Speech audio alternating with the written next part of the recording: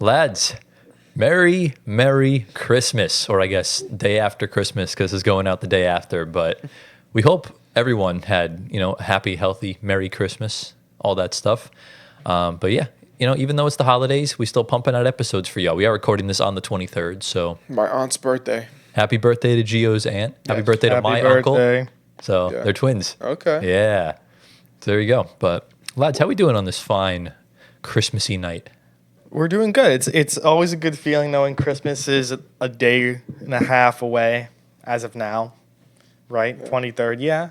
Day and a half. A little bit less than that considering it's already 8 Santa is pooping gifts down your chimney. That is wild. Okay. He's gonna give you some nice gifts that smell tremendous. Well, I think my sweater's better than that one. So I don't think your sweater is so plain. Are you kidding me? It's like toast. This sweater is dooming, bro. Wait, what's on the front? Wait, what? Bro, look, it's Santa, it's reindeers, and the reindeers even have a scarf. Reindeers is not the plural. That's it's just reindeer. Reindeer. That scarf's getting cozy. Exactly. But listen, Santa is reading or he's watching the Floor Spacer pod on the chimney. He's watching it on the newspaper. Forget there's a phone in front of the newspaper. It's there. You don't see it. Yeah. That's crazy. All right, just comment down below, though. Like, whose sweater is better? Yeah, comment. Yeah. Whose sweater Watch it be mine. Yeah, right. Watch it be Tyler's plain. I am the only one to wearing a Santa hat, though. Yeah. So we avoided hat hair. Whose outfit is better? We'll put it like that. I would actually say mine. Yeah, Loki, you got the whole thing going on over there, Tyler. I think you win. We dress in vibey, although this really doesn't match my energy because I am ill. Yeah. I've been sick as a dog for the past 2 days. Yeah, it's the flu game, though. Yeah, it's this is my flu game, the Christmas episode. Go off, but bro. I'm not gonna lie, I feel like ass. Yeah. But we here. So, but yeah, obviously, this is actually our last episode of 2024. Insane. Because even though we're recording episode 38 next week, it will go out on New Year's Day. So, and I think we'll probably get some 2025 stuff to wear on the show. Should be fun. Should be good. Mm-hmm. But yeah, lads, you any fun plans for y'all for Christmas? Well, fam's coming over. We always do Christmas Eve, so tomorrow night's big. Christmas Day is usually a little slower. Are we invited, bro? If you want, go ahead. I'm pulling up there's the crib. There's going to be a lot of fish for everybody because we do the Feast of the Seven Fishes. Oh, you're doing the 7 fish. Yo, that's tough. Okay, I'm pulling up. There'll be. I'm not a big fish guy.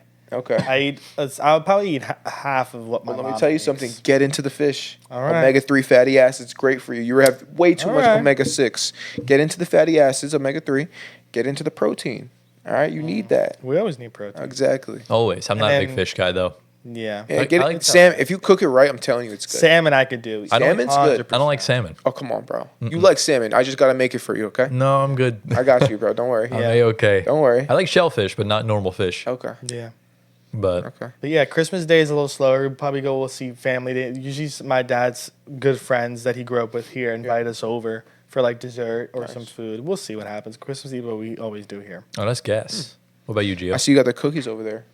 Those aren't for you. Yeah, those are for family members. Let me take one before I go. You could take some of the ones my mom I'm just baked. kidding. I'm just kidding. She has some of the ones she baked over there. We don't. Yeah. But I don't want to intrude. Anyways. What are you doing for Christmas, Gio? What am I doing? So for both days, Eve and Day. On Christmas Eve, we always go to my grandma's house, kind of like how Anthony hosts. My grandma always hosts. Yeah. So we'll be over there for a few hours with the big family over there. And then on Christmas Day, we'll just be at my house. It's more chill, kind of like how Anthony said. And then on Christmas night, we're going to head down to Maryland, and we're going to see my family in Maryland. So it'll be a nice week. Massive W. Yeah. Yeah, I'm kind of along the same line as y'all. I think I'm going to my aunt's tomorrow. She always hosts every Thanksgiving and Christmas Eve. Yeah. And I know my cousin's in culinary school, like I mentioned previously, so we definitely have a big feast. Yeah. I'm hoping I can go tomorrow. I'm hoping I don't get worse, because if I get sick, I can't, which would suck. And Quick question. Yeah. Why is it that the big event is Christmas Eve, and then Christmas Day everyone's more chill? Because everyone just wants to relax and open presents on Christmas Day. Correct. Christmas Eve is the lead up. Christmas Eve is when you're all dressed like up nice. climax. You go to church and everything like that. Yeah. So Christmas Day, I think my aunt and uncle are coming over for breakfast, and then I think that's that. I'll probably be in Discord with Kevin Prince for most of the day. Kev's going to stream. So if you guys want to check out Kev's stream, I'll put a link down in the description. Go follow him on Twitch. Link that, bro. And then we'll start live streaming at some point soon, hopefully for playoff time. We never know. Yeah. But yeah, and then On the 29th, I'm going down by my grandma's for my other side of the family for their Christmas. It's like a Christmas Where's Hanukkah. that at? It's not going to dox it because we're on the pod. Well, Yeah. like what state though? Oh, it's in Jersey. Okay. Yeah, I mean they all know we're in Jersey, but yeah, it should be a fun holiday. And then next week we're recording our New Year's special, so should be a lot of fun. Let us know down in the comments if you got any good gifts, if you enjoyed your Christmas and everything like that. And with that, welcome everyone to episode number 37 of the Floor Spacer podcast. Tyler Schwartz, Anthony Cavino, and Giovanni Squateri coming at you from the studio once again. Lads, I'm struggling over here. So how we doing? I'm taking the reins to intro everything after Take this. it, bro. Take it. We're doing well. I just got a nice fun fact for you guys right now because this is pretty notable. Yeah. And it just went up one more tick. But gentlemen, right now the NBA is going on. We have 14 games on the docket right now. Oh, is there actually? The Spurs are playing the Sixers right now. It is in the second quarter. And we're looking at somebody getting a triple-double, but With blocks, and it's Wemby? with blocks. He got that last year. And I it's think, with twice. Wemby. Right now, it is the second quarter. He has 7 points, 4 rebounds, and 7 blocks. That's insane. Bro, imagine he pulls a Draymond and gets everything but points. But he also has 3 turnovers. He may get a quadruple-double. He gets the 10. I mean, he can get a quadruple double with the assists. He could. Oh, he could. Yeah. He can He do it. very well could. That's Yeah. like How many assists he has? 3. Okay, he he's can probably do it. not. He can do it. With Chris Paul on the floor, all the assists are True. going to him. But Chris Paul's gonna be like, "Yo, get your quadruple double, bro. Make history." But yeah, listen, Wemby's, with that Embiid, he's the tallest player on that court. Yeah. Yeah. Did you all Even see, with Embiid. Did you all see though did you see what Brandon Pajemski put on his social medias yesterday? What'd he do? Because he's been playing like absolute Yeah. ass. He put out a statement saying like, I got to pass the ball to Curry more. Like I got to make the decisions on the floor. He basically just tried to defend himself from the critics, and it didn't work at all. Yeah. So Wait, what did he say? He just said he has to. here, pass I'll tell more? you exactly what he tweeted. Bro. He did drop a 20-point game, I think, 3 days ago off the bench. And then he had like 15. I'm Yeah. rooting for the kid, man. Like, He said want him to do well. Yeah, you know what? We'll do it in the intro. A very rare intro scene. I'll put the tweet on the screen right now, so you guys will be able to see it. He said, to clarify for further context, Steph is Steph, and I've been very open with my respect for him on and off the court. He's a legend and a GOAT for a reason. On the court, you have to be cautious against overthinking every possession. You have to trust your work, do what the coaches want you to do, and make a good IQ play. At times, that's a pass, taking a shot, or even making a good screen to free up a teammate. So you just play and work to make good decisions consistently. A lot of times, that will end up being passing the ball to a wide open Steph and or teammate when the opportunity is there, and just doing whatever it takes to help the team win.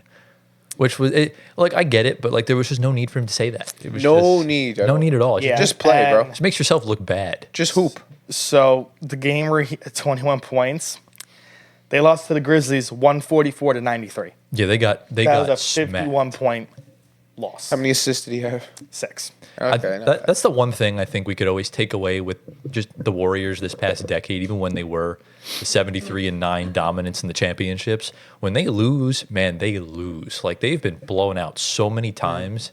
I remember that one game they lost by like 64 against the Raptors. Wow. Like it was nasty.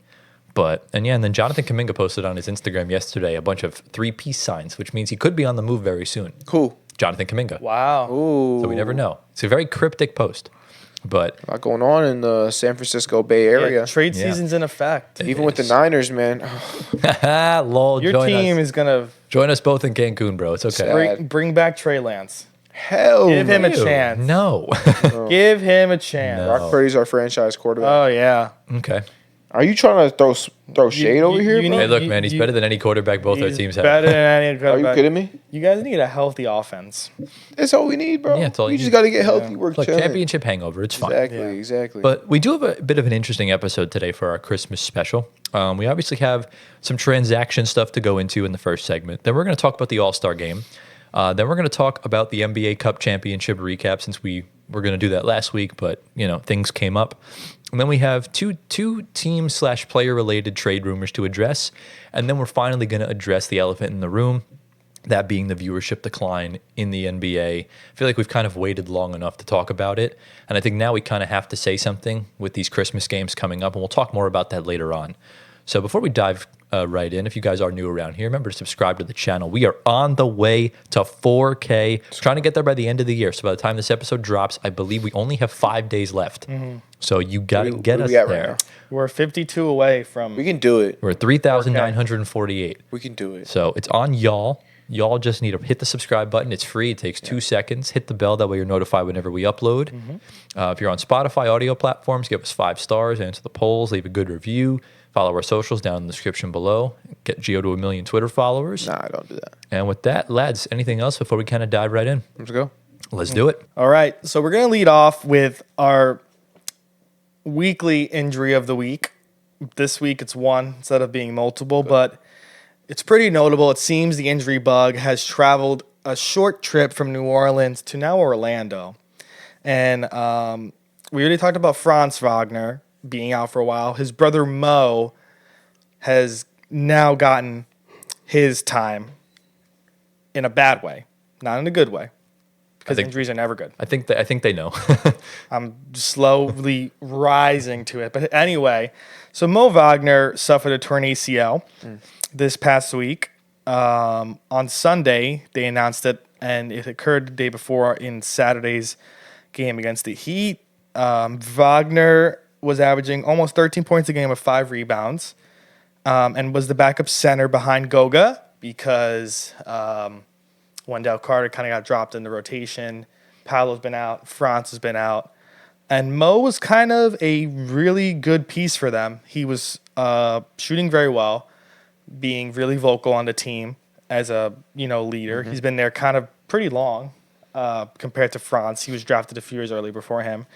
And Moe just got a deal in the offseason. I don't know how long his deal was, but I think it was like 2 or 3 years. Pretty good money. But the Magic are in a pretty good spot right now regardless of these injuries. But they would need players down the line like Moe to help with their depth. Because, come playoff time, you guys need, every team needs depth. That's the one thing you need. And Moe is more than just nice piece. He's a key you need player. You need a big shooter like him, a big body, which have a Goga. You never know when you're going to be down a center. And the more bodies you have on your roster come playoff time is the best. We saw the Knicks last year. They failed. We saw how the Pacers did with their bodies in the playoffs. They went a lot further than we did. Same thing with the Mavs. But what I think with this specific injury, the main thing that kind of is a little interesting to me is that every kind of knee injury that's non-contact or somewhat having some contact, it always turns to a torn ACL or a torn Achilles.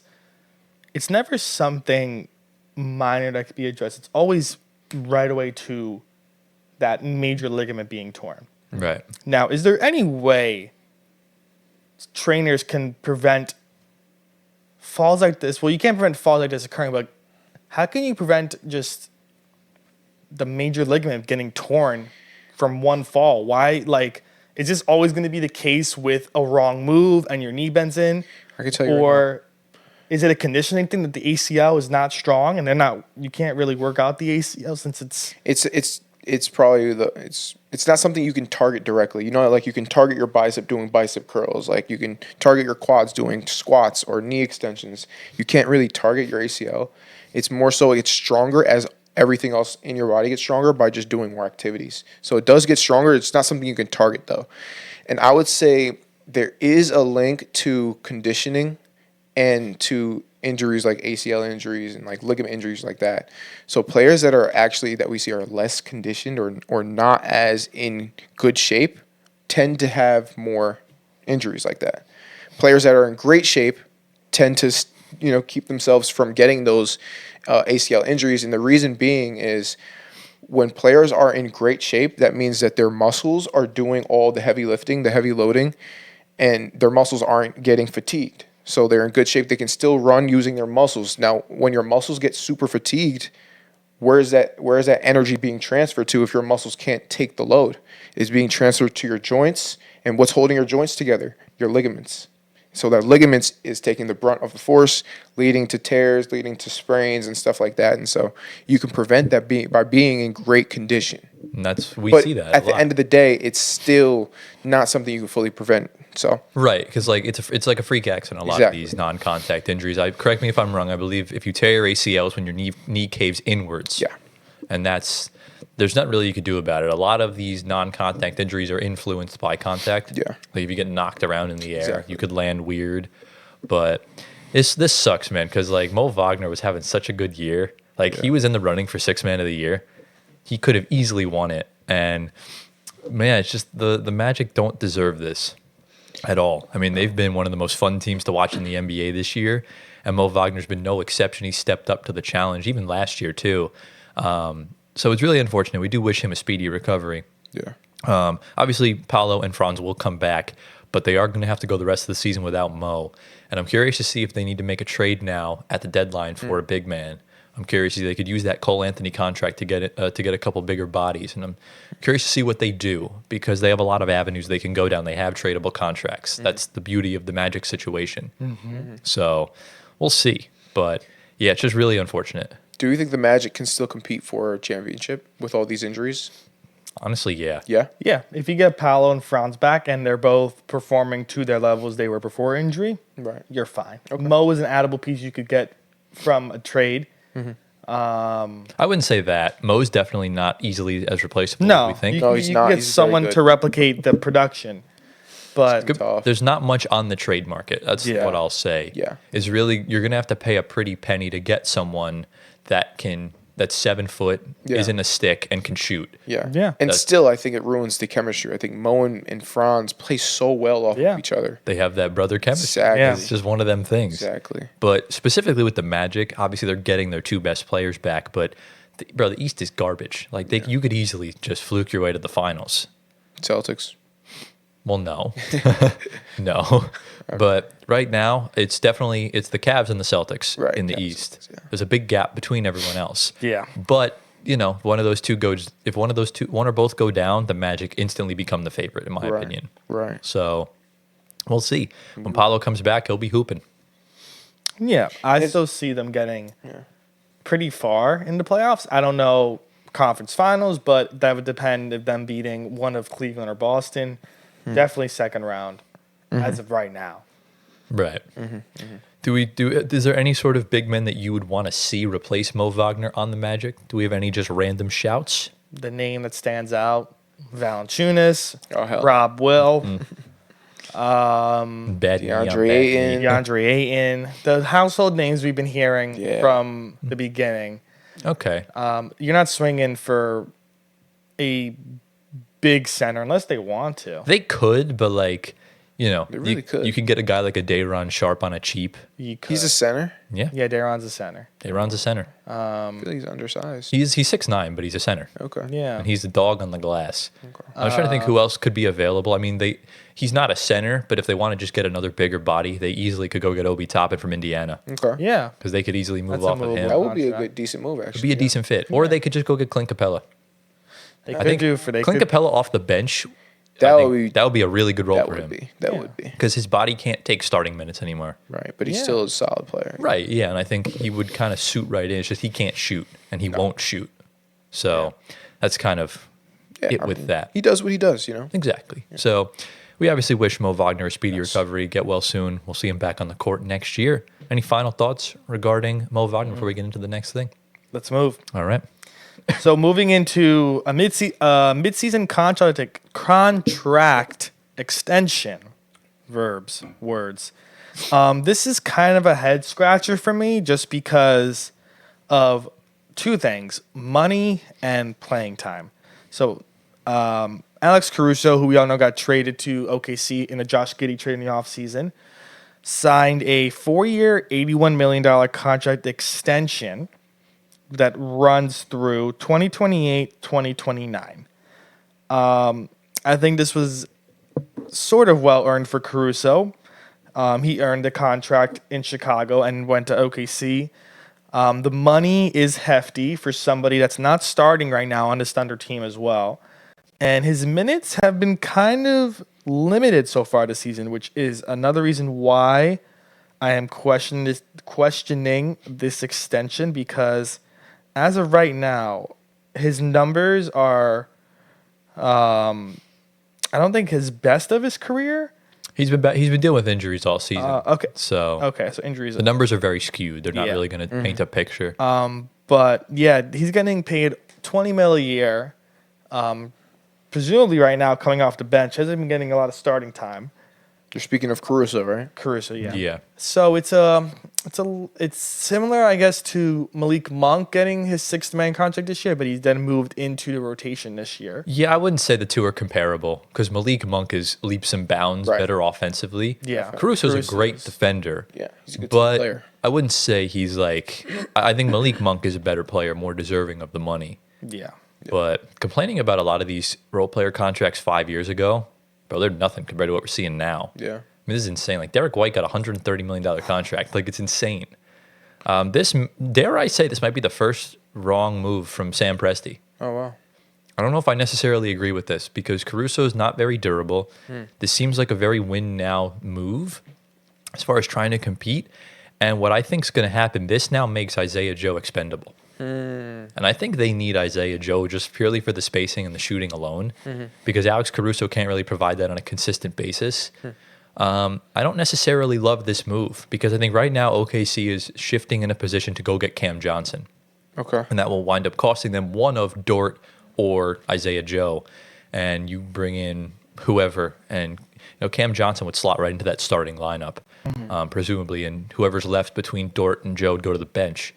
So I don't know. I don't know. It's definitely an overpay, but it's better, I guess, than losing him for nothing. Yeah. You didn't have to give up any picks for him. Yeah. I probably would have been okay letting him walk. Wow. Yeah. How many minutes is he averaging a game? Let me look that up. I was just Probably about to around pull it like up. 15. I think more than that. He's been hurt, so he hasn't let played me in many see. games. Yeah.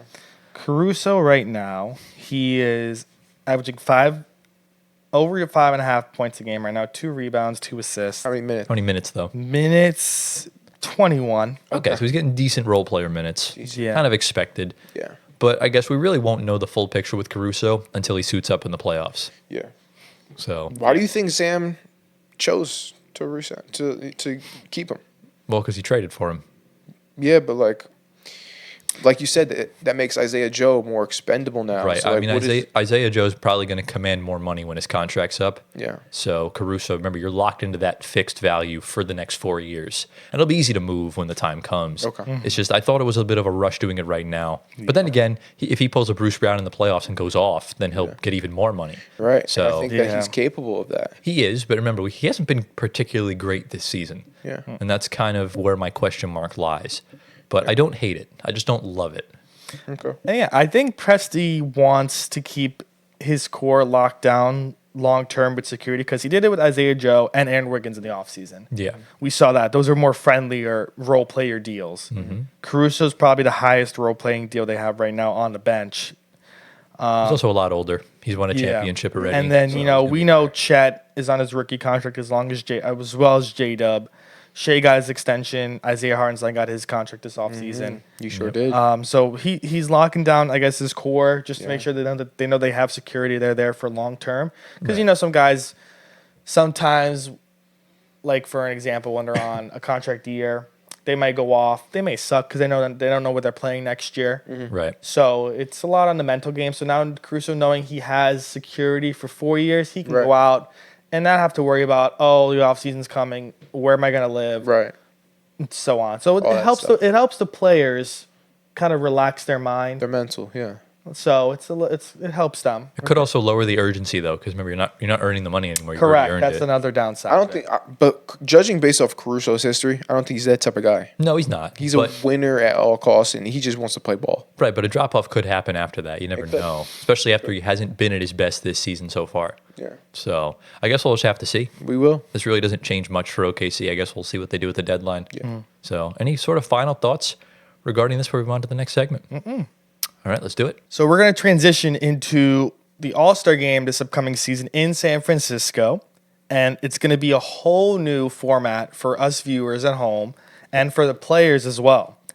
So the NBA dropped a press release, I think a week and a half, 2 weeks ago, of what the new format is going to look like. So I'm going to get into it right now. So it's going to be a mini tournament, in quotes, featuring 4 teams. So 3 teams of NBA All-Stars plus the winner of the Rising Stars Challenge. Charles Barkley, Shaquille O'Neal, and Kenny Smith will be the honorary general managers of the 3 teams of NBA All-Stars. And they will be responsible for drafting their 8-player rosters as well. So, like I said, He's lost his train of thought. I did lose my. Okay. So the format, I'm going to get into the format. I already told you what it's comprised of. So the format, 2 teams will meet in one semifinal, which is game 1. And the remaining 2 teams will meet in the other semifinal, game 2. The winning teams from game 1 and game 2 will advance to face each other in the championship game, game 3. For each game, the winner will be the first team to reach or surpass 40 points. And the voting process will remain the same. 10 players will still be picked as starters and 12 players per conference.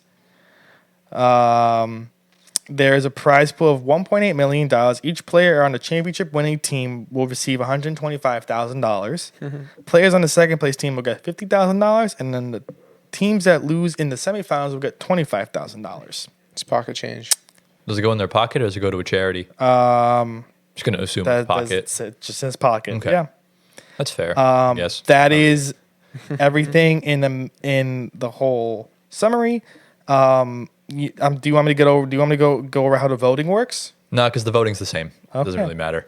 It's just you vote. Voting has began. It was opened up on December 19th. Yes, it was last week. But fellas, we have the NBA loves tournaments now. All of a sudden, they love this bracket style.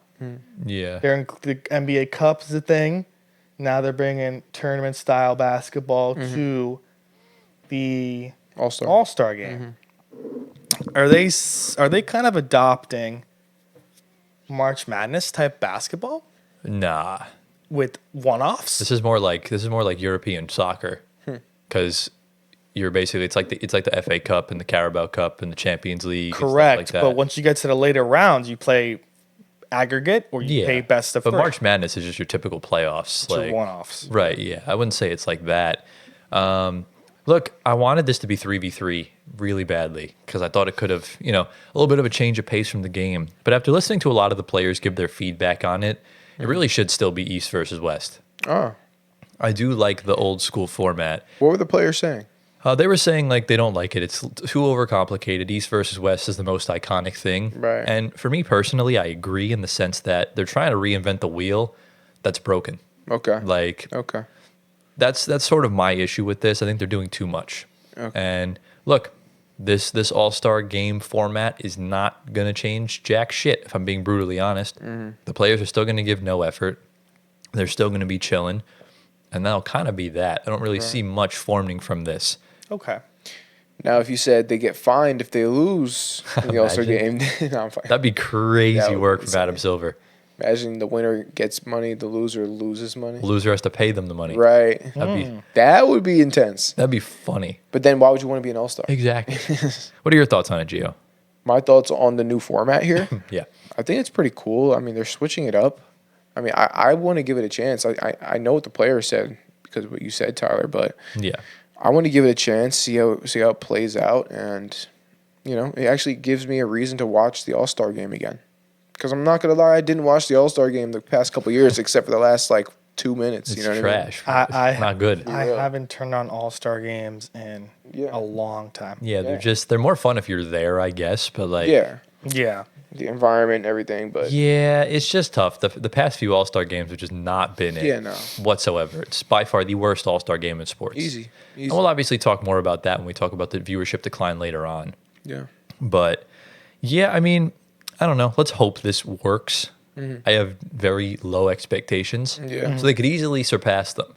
Yeah. But I just don't know. Yeah. We'll definitely know what we think of it after it happens and see how it does, how the players look, body language on the court, if they're really into it, like NBA Cup basketball. Right. For the pot, or if they're just...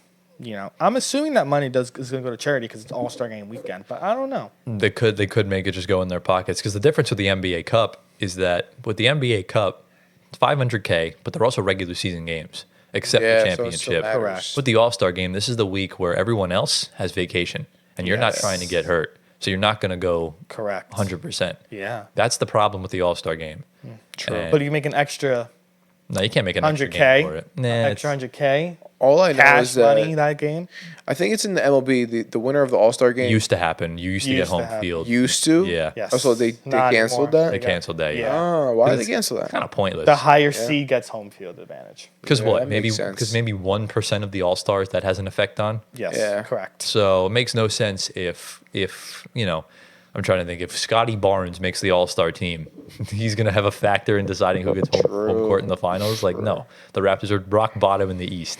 Yeah. So I guess, but Right.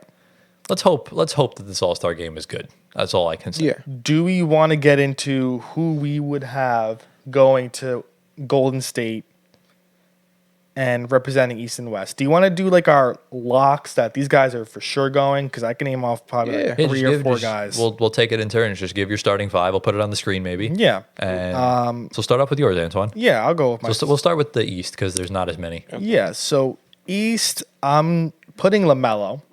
Okay. LaMelo has to be in there right Even now. with He's back. Even with the injuries. He's back. If Okay. he gets injured again, I may have to rotate that out. But as of right now, LaMelo is in. And another is Tatum a front court player? Yeah. Okay, front court player. Backcourt's just guards. Remember, guys, we're so- doing this off the dome, by the way, so they'll be obviously all be on the screen when we announce it, but Okay. we're kind of doing this off the top of our heads. Yeah. I have to throw a Dame in there Okay. Okay. over He's having a good Brunson. season. Yeah. He's having a James great has to season. be in there. Front court players, of course, the MVP runner-up. I mean, MVP front runner right now, Giannis. He's not the front runner. Ooh, debatable. No, it's not even close. He's not the front runner. Jokic. Yeah, Jokic is still the front runner. Okay. I think it's close. He was first in the ladder last week. It is close. Yeah. All right. It's closer than most players, but I'm gonna put Giannis, Tatum, Okay. and Kat. Ah, Those are my five. okay. I like the cat pick. West. Well, we're- we're going to do conference by oh, conference. go ahead. Yeah. Go ahead, Guile. All right, so I'll say, I don't know if I want to go with LaMelo. I would have, but I think he missed too many games for me to choose him. Agreed. I think he can be a reserve. I want to go with Trae Young.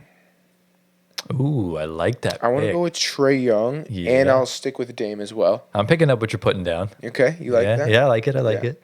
So Trae Young and Damian Lillard. Then, of course, Tatum. Of course, Giannis. And I like the cat pick too, so I'm gonna go with cat. But Yeah. It's tough. it is tough, bro. Because So you just I do like Bam. I was thinking Bam, but I think cat's. Bam's coming. not been good this season. He hasn't been. Nah. Okay. You just swapped out We'll LaMelo. go with cat. you swapped out LaMelo for Trey. Yeah.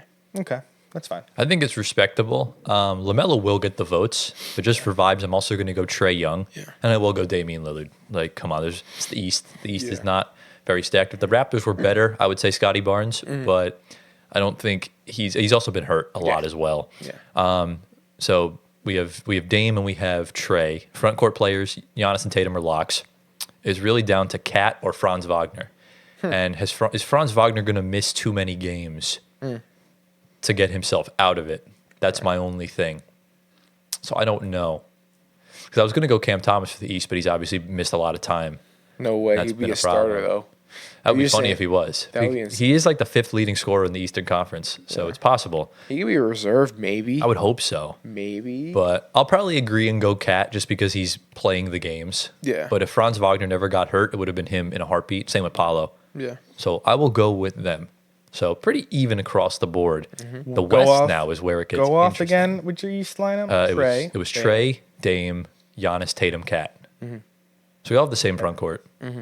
So Except me. I have LaMelo. who do you have? Ooh, LaMelo. I wait. have LaMelo. Melo, yeah, I'm yeah. forgetting a player from the East. Who?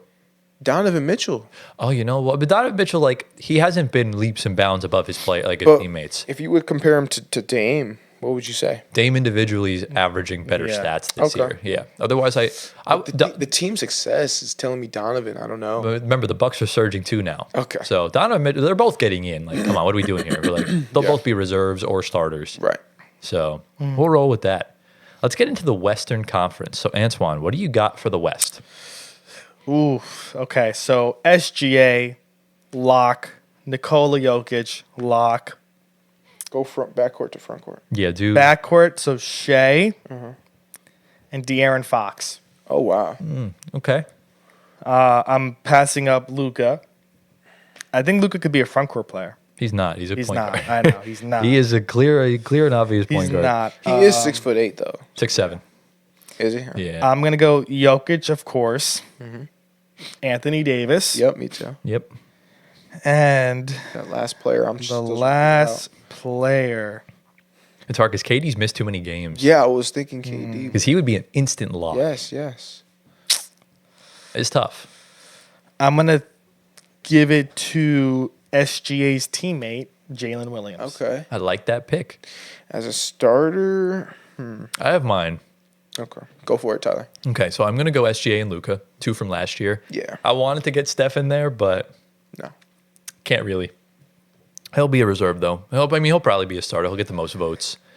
Front court, Jokic and AD are clear locks. I'm surprised you didn't mention his name. I'm giving the nod to Victor Wembanyama. Really? Absolutely. I was You got him look- as a I was- starter. Yeah. I was looking I'm at not that. giving him the nod. He is, I don't know. He is having himself a He's having a year. historic season. He's having a year. Yeah, I'm not bro. giving him the nod. Not Why yet. not, bro? Not yet, bro. Bro, Actually, loosen up, bro. I He's might have averaging to- 25 and 10 rebounds, bro. In how many minutes, though? It's not showing his full stats. That's so Probably like 32 25. and a half. Oh, yeah, 32. That's like a 10-minute increase from last year. Yeah, that's insane. So You know what? No, going- he didn't play 22 minutes last year. he was on a minutes restriction the entire season. Okay. All right. Probably like 25 minutes. Yeah. Okay. Yeah, I think I'm going to do the same thing, Tyler. I think I'm going to go SGA, Luka. After shutting me down. Yeah, after shutting you down, now I realize Vic is having a good season. Boo. Stick by your side. Who'd you have before Vic? You know, that was the issue. I couldn't. He couldn't think of anyone. No. It would have been KD, but Yeah. Yeah. It's yeah, I'm going to go unfortunate. Vic, Jokic, and who was that last? AD. AD, yeah. Yeah. Yeah, those are my guys. Okay. I think fair. we're all in the same ballpark. Yeah. So Remotely. I think, yeah. So if you were to That's get good. if you were to get one dark horse in there, who would you choose? Dark Could be in either conference. horse. Any position? Any position you want. If you want to give an East and a West, you can. Yeah, let's do one of each conference. Okay. So we'll start off with you, Antoine. Who do you got? My East. If Franz Wagner was healthy. He's not really a dark horse, though. Yeah. Dark horse to be an all-star or a starter. You know what? This hurts me. RJ Barrett That's a good shout. for East. West. Is this for all-stars period or just for All-Stars starters? period. Okay. Yeah. Ooh, this is going to be tough. Who? West. It is very tough. Got to push you for an Julius answer. Randle. Imagine. I'll throw out Norman Powell. That was my player for the West as I like well. that. Norman Powell. And then for my East player, quite clearly Tyler Hero. Oh, Tyler Hero. Yeah. Yeah, it's got to be Tyler Hero. Yeah. No Yeah. doubt. I think Or Cade. I think Tyler will get it. Cade's though. also too. Cade and Tyler. Okay, I want Yeah. to go Cade, but I also want to go Jalen Johnson. Ooh, yeah, you could go Jalen Johnson. Could go Jalen Okay. Johnson. I'll just go with Jalen Johnson. Why not? Fair. Just And a then random dark horse. West. The West. Russell Westbrook. Yeah, right. Yeah, no. Jamal Murray. Ew. Yeah, no, he's having a bad season. Jamal- He's having a normal season. Jamal He might Murray have gotten and- his first Jamal Murray All-Star. in the big 2024, bro. Come on. Go to Yeah. go to Houston and take your guy. I'm not taking. I'll put take Şengün. Şengün, Yeah. Go with Or Şengün. Jalen Green. Ew, No, no, not Jalen. Jalen not Jalen. Green. Hell no. That is my MVP. Ew. You know what? Bro. I appreciate that. I appreciate that. Yeah, definitely. I believe. Okay. We're believers. I never said that believes were positive or negative, so I Okay. guess we understand. So, but yeah, I believe in his. What does he have? He has long as hair bun, his his ponytail. Nah, he just has hair, bro. he just has hair, Yeah. bro. That's my cousin, Jalen Green. Go off, bro. Also, Cam Johnson's a good shot if he keeps up what he's doing. Oh, that would be a great shout if Cam Johnson gets into the Yeah, I All-Star was game. surprised you didn't go for Yeah. Cam Johnson. Because he's not having an All-Star season. He's just playing good. Yeah, Okay. So, but pretty good. yeah. And also Tyler Hero's playing better than him. Yeah. Yeah. So, understandable. But yeah, lads, any final thoughts regarding the All-Star game before we get into the next segment? Let's go. You want to keep going into the cup? Let's We're at just, 15 minutes. yeah, we could. Yeah, All right. I'll enjoy them. So go for it, mate. What do we got next? All right, so the NBA Cup has come to a conclusion, and we have a winner. It's a new winner, and their banner was hung up a few days ago. and Still it was, so cringe. It was a pretty plain banner. I didn't like it. It just said NBA Cup champions with their logo. It perfectly describes the NBA Cup. They didn't even put the NBA Cup logo itself in the banner. Did they put Emirates in there? Nothing. No. I don't think they want that in there. Yeah, they don't. Probably not. But fellas, the championship game I thought was a little underwhelming. Well, Unfortunately, you never said who the winner was, bro. Oh, me. No. Okay. The winner is Giannis and the Milwaukee Bucks. Boo. Giannis, the MVP. Boo. They now have both NBA championships. That should have been Cup the first and one. finals. Who? Giannis has cup and finals. He has both trophies. Yeah, so did LeBron and AD. And LeBron and AD. Yeah, so he's not the first to do it. So we have a West and East team to win, which is good. Both teams have gotten it so far. Good parody, I guess. Good parity. But- So it was a low-scoring game, 97-81. Mm-hmm. Of course, Giannis was MVP, had 26, 19, and 10. Dame went off with 23 points as well. That was kind of the leading tone in the game for the Bucks. The Thunder in their second half. Cold. A measly 31 points. Shea had 21, but 8 of 24 from the field. Yeah. Hardenstein 16 and 12. J-Dub had 18 on 8 of 20 shooting. And was then bad. Dort and Isaiah Joe, donuts all Didn't over make the shots. three-point field for them. Yeah. I guess just Thunder's off game was a championship game, and Yeah. that's what happens. That's what happened. That's a bad habit they're racking up. Yeah. SGA keeps dropping off in these championship Uh-oh, games. SGA. Is SGA clutch? Question mark. Depends on the weather. Yeah. Because look, I mean, It's 9 degrees, so yeah, it's cold. But remember, SGA got outplayed by Josh Giddey in a play-in game. But then SGA played well the year afterwards. Then was kind of he had up and down games against Dallas. Yeah. So I don't know. I'm still trying to gauge where I'm at with Yeah. SGA. I don't We'll see. know. Regular season, we know he's great. Yeah. But can he be that top tier playoff performer? But I have a bone to pick with the OKC Thunder, man. I was so damn close to having a perfect bracket in the NBA Cup. All I needed was just to lock in for just 24 more minutes, man. Come on. Wait, there's another fun fact. Darvin Ham is undefeated in the NBA Cup. Yeah, he's 14-0, right? yeah. So now someone's going to hire Darvin Ham next year to win the NBA Cup. I mean, Darvin Ham did say in a press conference or an interview a couple weeks ago that, look, if it was anyone else or any other team, he would still have his job being getting fired by the Lakers. Yeah. Because it's the Lakers, the microscope's under you all the said time. that? Mm-hmm. Wow. So- he's probably right. Credit to Darvin Ham, man. He's a serial NBA Cup winner. But, man, I really was about to take a humongous victory lap today if the Thunder had won. I'm just so irked, man. Yeah. I'm so irked. Because I don't know, has anyone ever had a perfect NBA Cup bracket? Well, I don't know. I don't know. think so. I could have bro. been the first. Yo, could've. that would That have been crazy sucks. for real. Because I literally was on a heater. Yeah. Like, I even guessed the right amount of points they would win by in the semifinal Yeah, game. that's insane. Yeah. But I'll be the first to say the NBA Cup championship has negative aura beyond belief. I mean, it's ass. Wait, why do you say that? It's just the crowd wasn't involved. It No, was very dull. they were out of it. It was very drab. Why?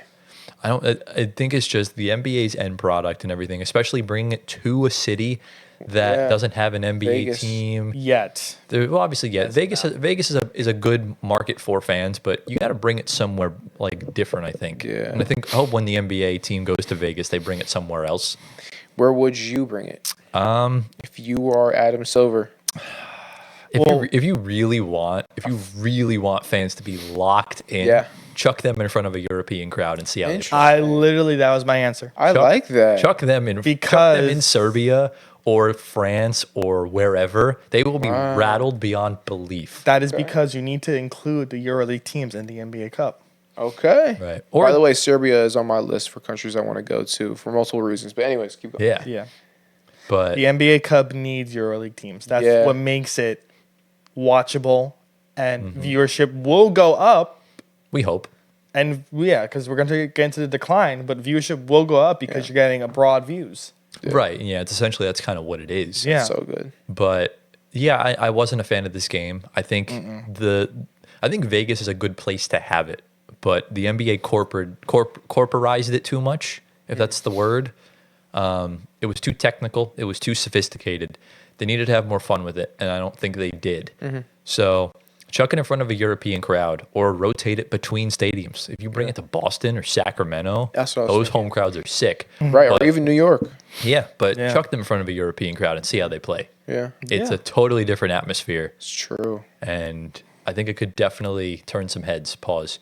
Yeah. But yeah, I'm not a big fan of the NBA Cup as it is. I think the concept is good. It's just heavily flawed and heavily held back from being better. Yeah. Like the groups don't need to be East versus West. It's too repetitive and everything like that. Okay. So I think if you have the Thunder and who's like a mid-tier if you have the Thunder and Knicks, for example, in a group, that could be so much better compared to like a championship.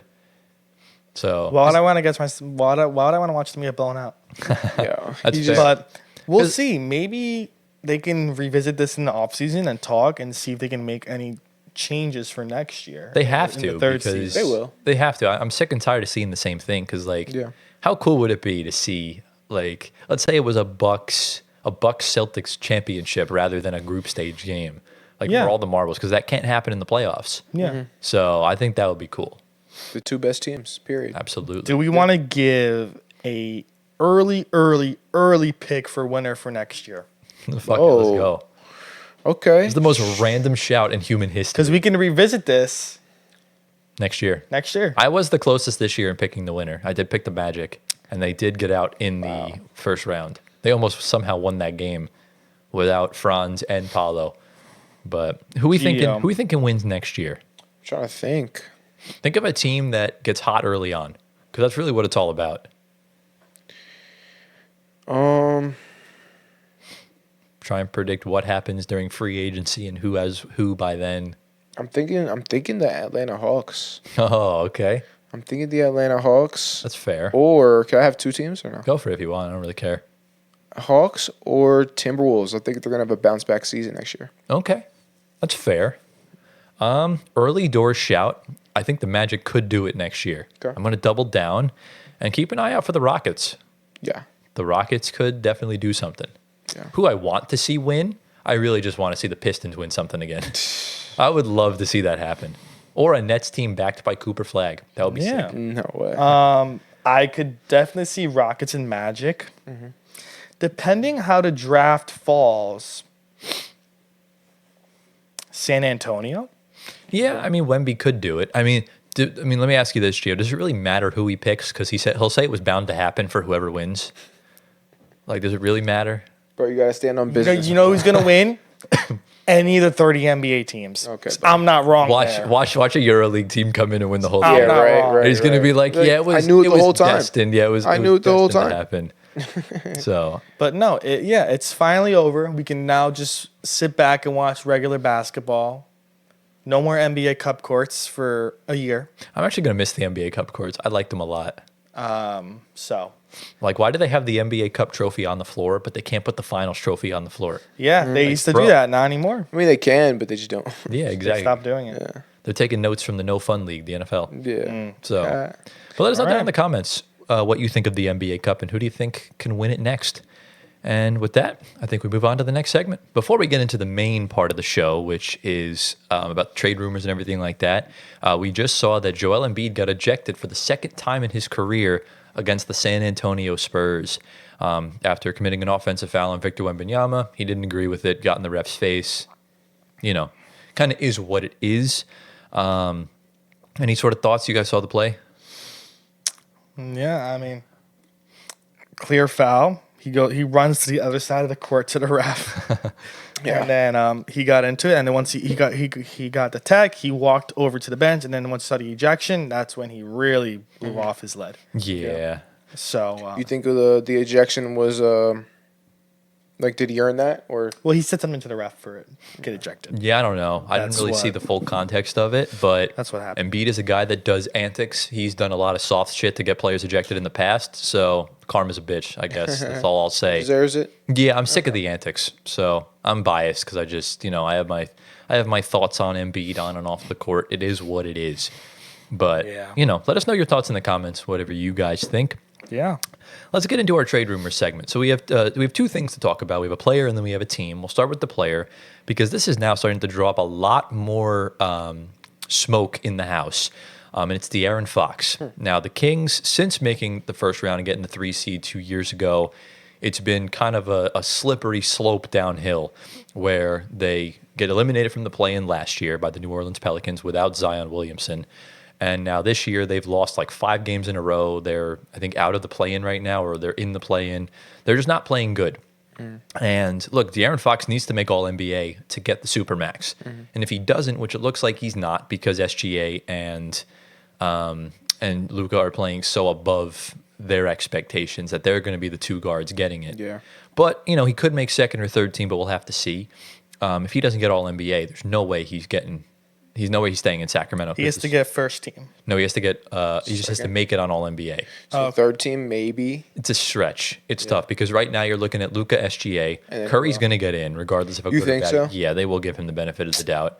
They'll put Damian Lillard in there, and then they'll probably put Trae Young could get in. They could put Anthony Edwards in there. Right. So it's not a guarantee for Fox to get it. I don't think Curry should get it. Well, you're a Warriors hater, so your opinion's invalid. So. But look, Fine. De'Aaron Fox, there's been a lot of rumors surrounding where he could go. We're not going to do trade machines because we did that last week. We want to be a little bit fresh with these kind of things. I'm going to give you some teams, and you just let me know, do you think it's a good fit or a bad fit for De'Aaron Fox? So the first team we'll start off with is the Orlando Magic. This is a team that needs a point guard and has the cap to trade for him with the picks. Do we think it's a good fit? Talk about it. Nah. No. They don't need him. They're fine with Jalen. That's your guy. Yeah. Jalen Suggs is there, and then they have a bunch of other guys, too. Yeah. Well, my counter to that would be you can move Jalen Suggs to the 2, so he could really focus. He could play the actual KCP role. Because I don't think KCP's playing more than 2 seasons there. I don't know, but Jalen's been playing a lot better now, starting at point. He was shooting guard last year and the year before, and he was bare buckets. Yeah. Nothing really going on. Right. I mean, Jalen Suggs is he's a combo guard, but he mainly plays the point. But De'Aaron Fox could also play off ball. Yeah. His playmaking is good, but he is a pure scorer, especially in the fourth. Yeah, he is. You have Franz and Paolo for that, though. Yeah. That's Right, but it creates a big 3.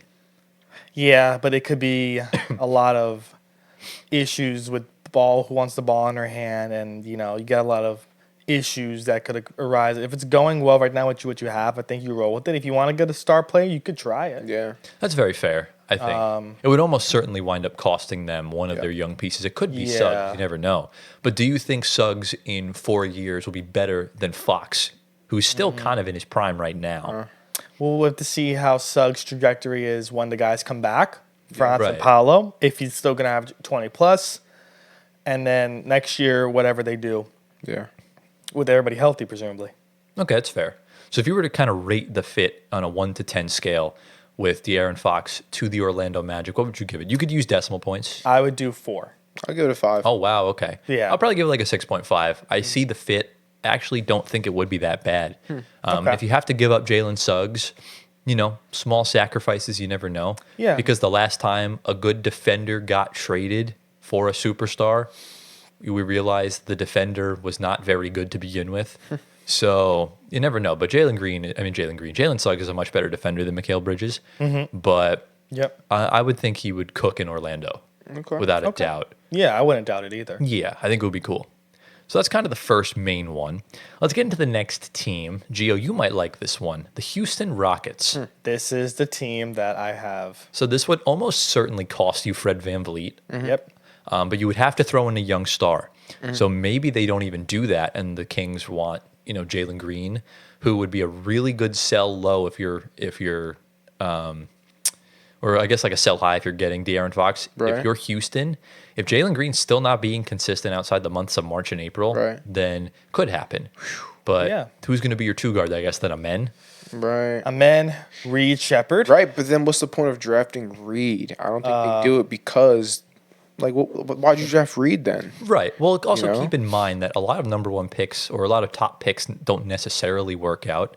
Well, you got to give him a chance. Well, he will get a chance. Yeah, that's what I'm saying. If you draft De'Aaron Fox, he's not going to really get a full chance. Well, they're not going to want Reed Shepard if you're Sacramento because we don't know if Reed Shepard's a first option or not. They would want Jalen Green over him. Yeah. No, what I'm saying is when the Rockets will probably keep Reed Shepard. Yeah, they will. And now De'Aaron Fox is the starting point guard. So now what? Isn't Reed Shepard a 2 guard? Reed Shepard's a 2 guard. Yeah.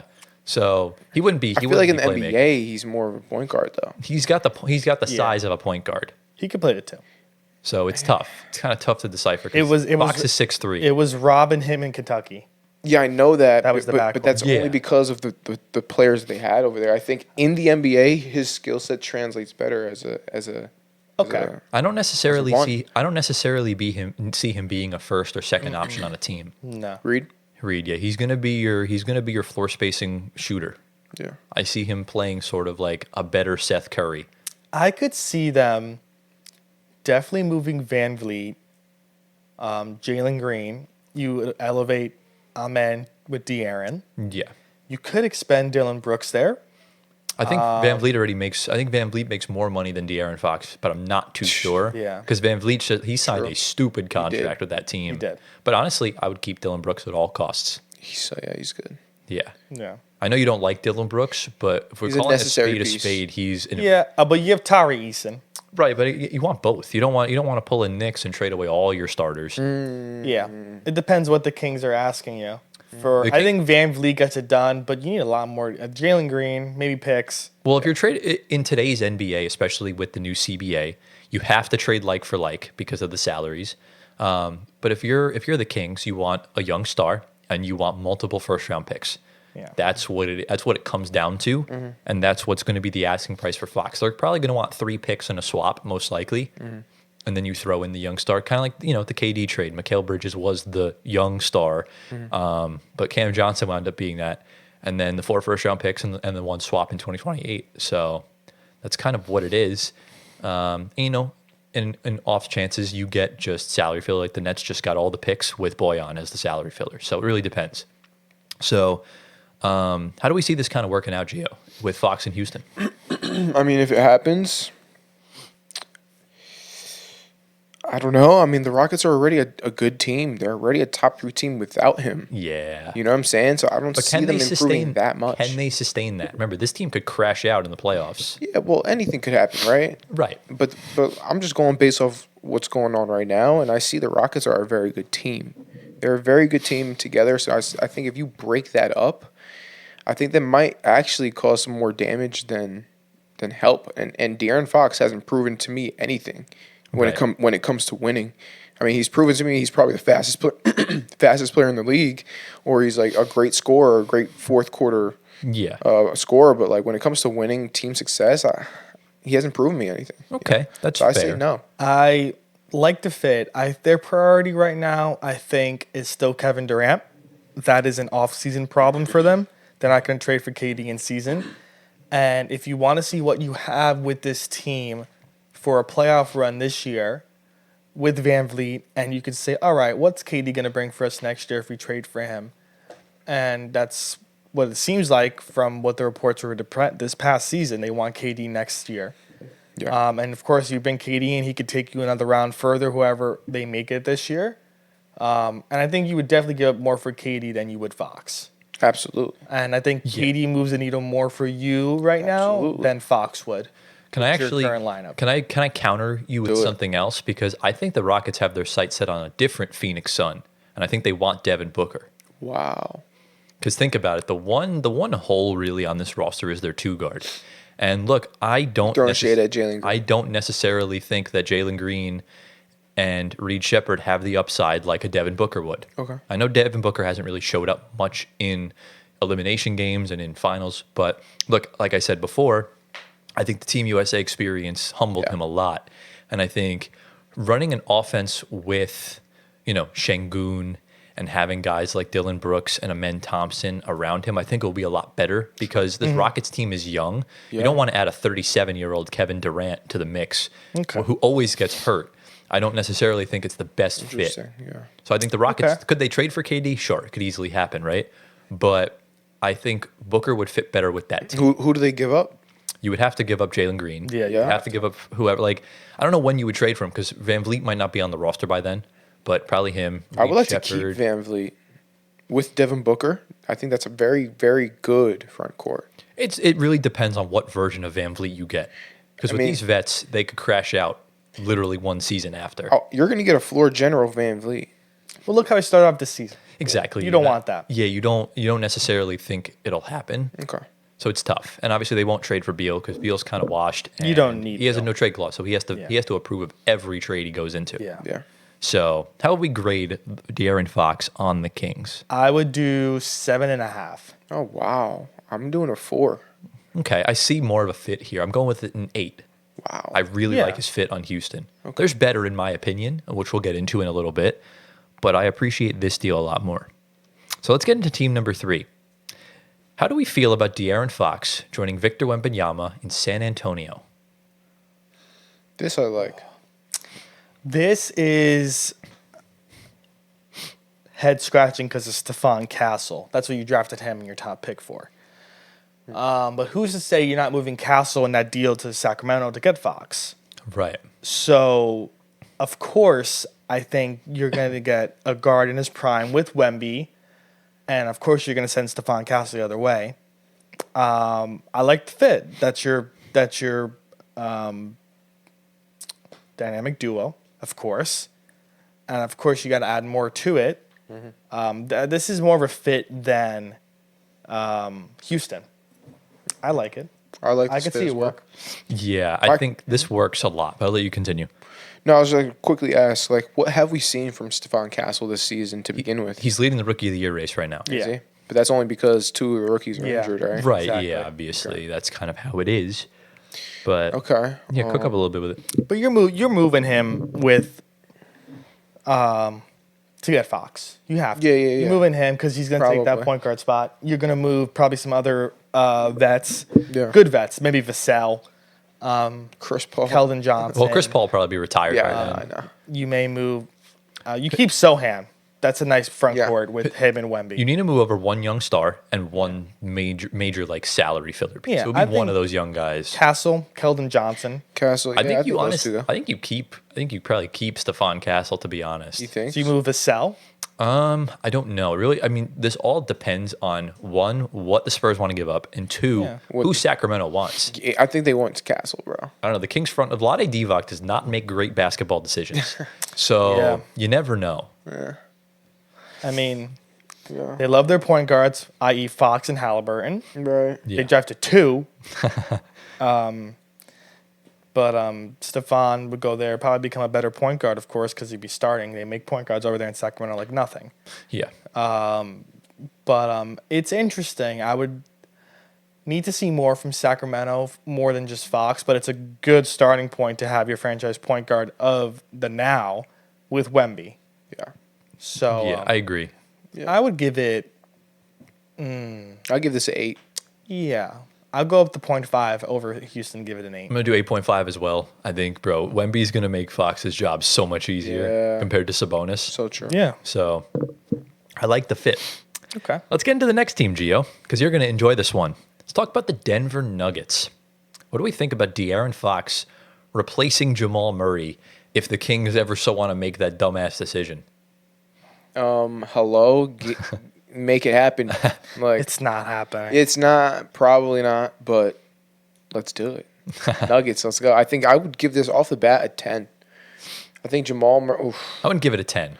I'll give it a 10. There's some flaws to the move. in What would my the flaw opinion, at be? least.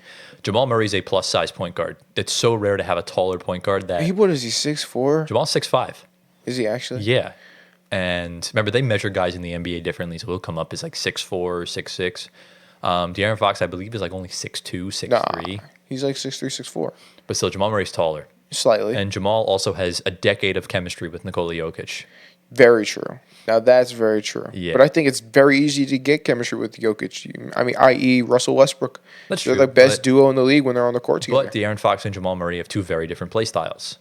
Yeah. That's kind of the other sort of thing. Jamal Murray is heavy pick and roll. Okay. Fox doesn't do that as much. Fox He is could. more of. So I think. I don't think he. I'm not saying he can't, but Jokic likes the guys around him, and I don't think he wants to mess with that until it's truly over. And I respect it.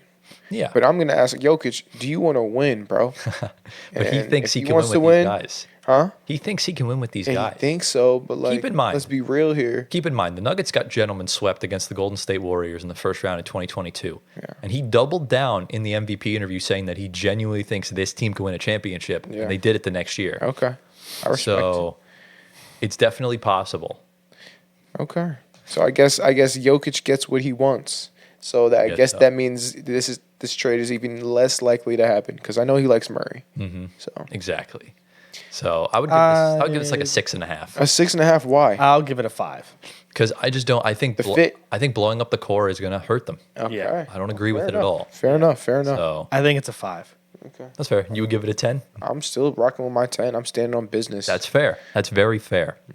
All right. How many more teams? We have 2 more teams left to talk about here. Let's get into the Miami Heat. They're currently the second favorite to land De'Aaron Fox. Oh wow. So this would essentially cost you Terry Rozier and maybe like Nikola Jovic as like the young star. They have the draft capital to do it.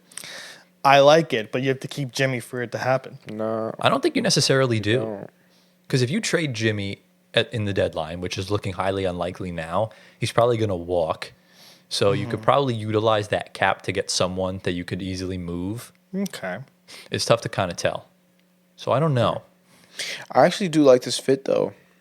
I feel like Spoelstra would actually help De'Aaron Fox when it comes to actually winning games. Right. Maybe it's not Fox's fault. Maybe it's the coach's fault. I don't know. Maybe it's Mike Brown. I mean, could be. I'm not a big fan of Mike Brown. I've never been a huge fan, but I know Spoelstra is, he does this. Right. You know what I mean? This is his livelihood. He does this. And look, You know I what I'm think Mike Brown is a phenomenal coach. I just Yeah. don't think he's at the right team. The Okay. Kings don't Yeah. help. The Kings aren't helping him out at all. I mean, they're kind of stacked if you look at it on paper. Not particularly. No. You have one of the best centers in the league in Sabonis. I would not say he's one of the He's best. top centers in 5. the league. I would say he's top 10, not top 5. I would say he's top. Okay, let's say top 7. I still wouldn't even do that. he's to be top honest 7. with you. Because what? You got Jokic. Okay. Jokic is definitely up there. Yeah. I would put Wemby up there already. Şengün. Cat Cat I would put above. and Embiid Bam when he's healthy. and Bam. Bam when he's healthy. That's it. I'm trying to think if there's any other centers. Anthony Davis. He's a power forward. No, he's a center. He's playing. Come on, He's been bro. playing center for the past 3 years. Yeah. All right, he's well center then now. Cat is a power forward too. Okay, so you can Cat's easily playing replace- center. Yeah, Cat's also My playing center God. right now. Cat's playing We're just center. throwing in big guys. All right, Yeah. fine. You can do it. Top 10. I would even say Rudy Gobert's better than DeMontis Sabonis. No, that's insane. On a That's given on a insane. given night, I would say yes, probably. Bro, be objective here. Who's better, Sabonis think- or Gobert? Oh, I'm taking Sabonis. Thank you. It really depends on the night for me. Yeah, it depends on the night. They both Who's have better? their up and downs. Yeah, who's better? So Okay, but anyways, he has a let's say top 10 center in the league, Sabonis. Yeah. Yeah, top 10. Malik Monk, great coming off course. the bench. Yep. Of course, De'Aaron Fox, and then you have who else they got? Keegan Murray. Like they got some good players. They have on the some team. guys, but I wouldn't call them a contender. They're not stacked like the Thunder. No. Yeah. They should be like a They mid-tier should be playoff better team. than what they are, They Right. should. and I think that's the coaching. The coaching does play a part And to the it, players. but I also think that the front office didn't do their due diligence in getting guys that would mesh. And I just don't think it's worked. Okay, fair enough. I think also trading away Harrison Barnes has left an empty hole in that team. Interesting. Yeah, So that's Yeah. kind of they're missing that scoring punch from him. He's Just kinda like a underrated. spacer. I, one of the most underrated players to ever play. I like Miami just because they need more oomph to their team. It's been the same team for 5 A bit drab, yeah. I think him and Bam, it moves me a little bit. Yeah, I would give it a 7. I agree. 7. I'll give it a 7 also. Flat 7. That's fair. I like it. Because I was gonna go with the Timberwolves, but I think there's more of a. I don't think the Timberwolves happen.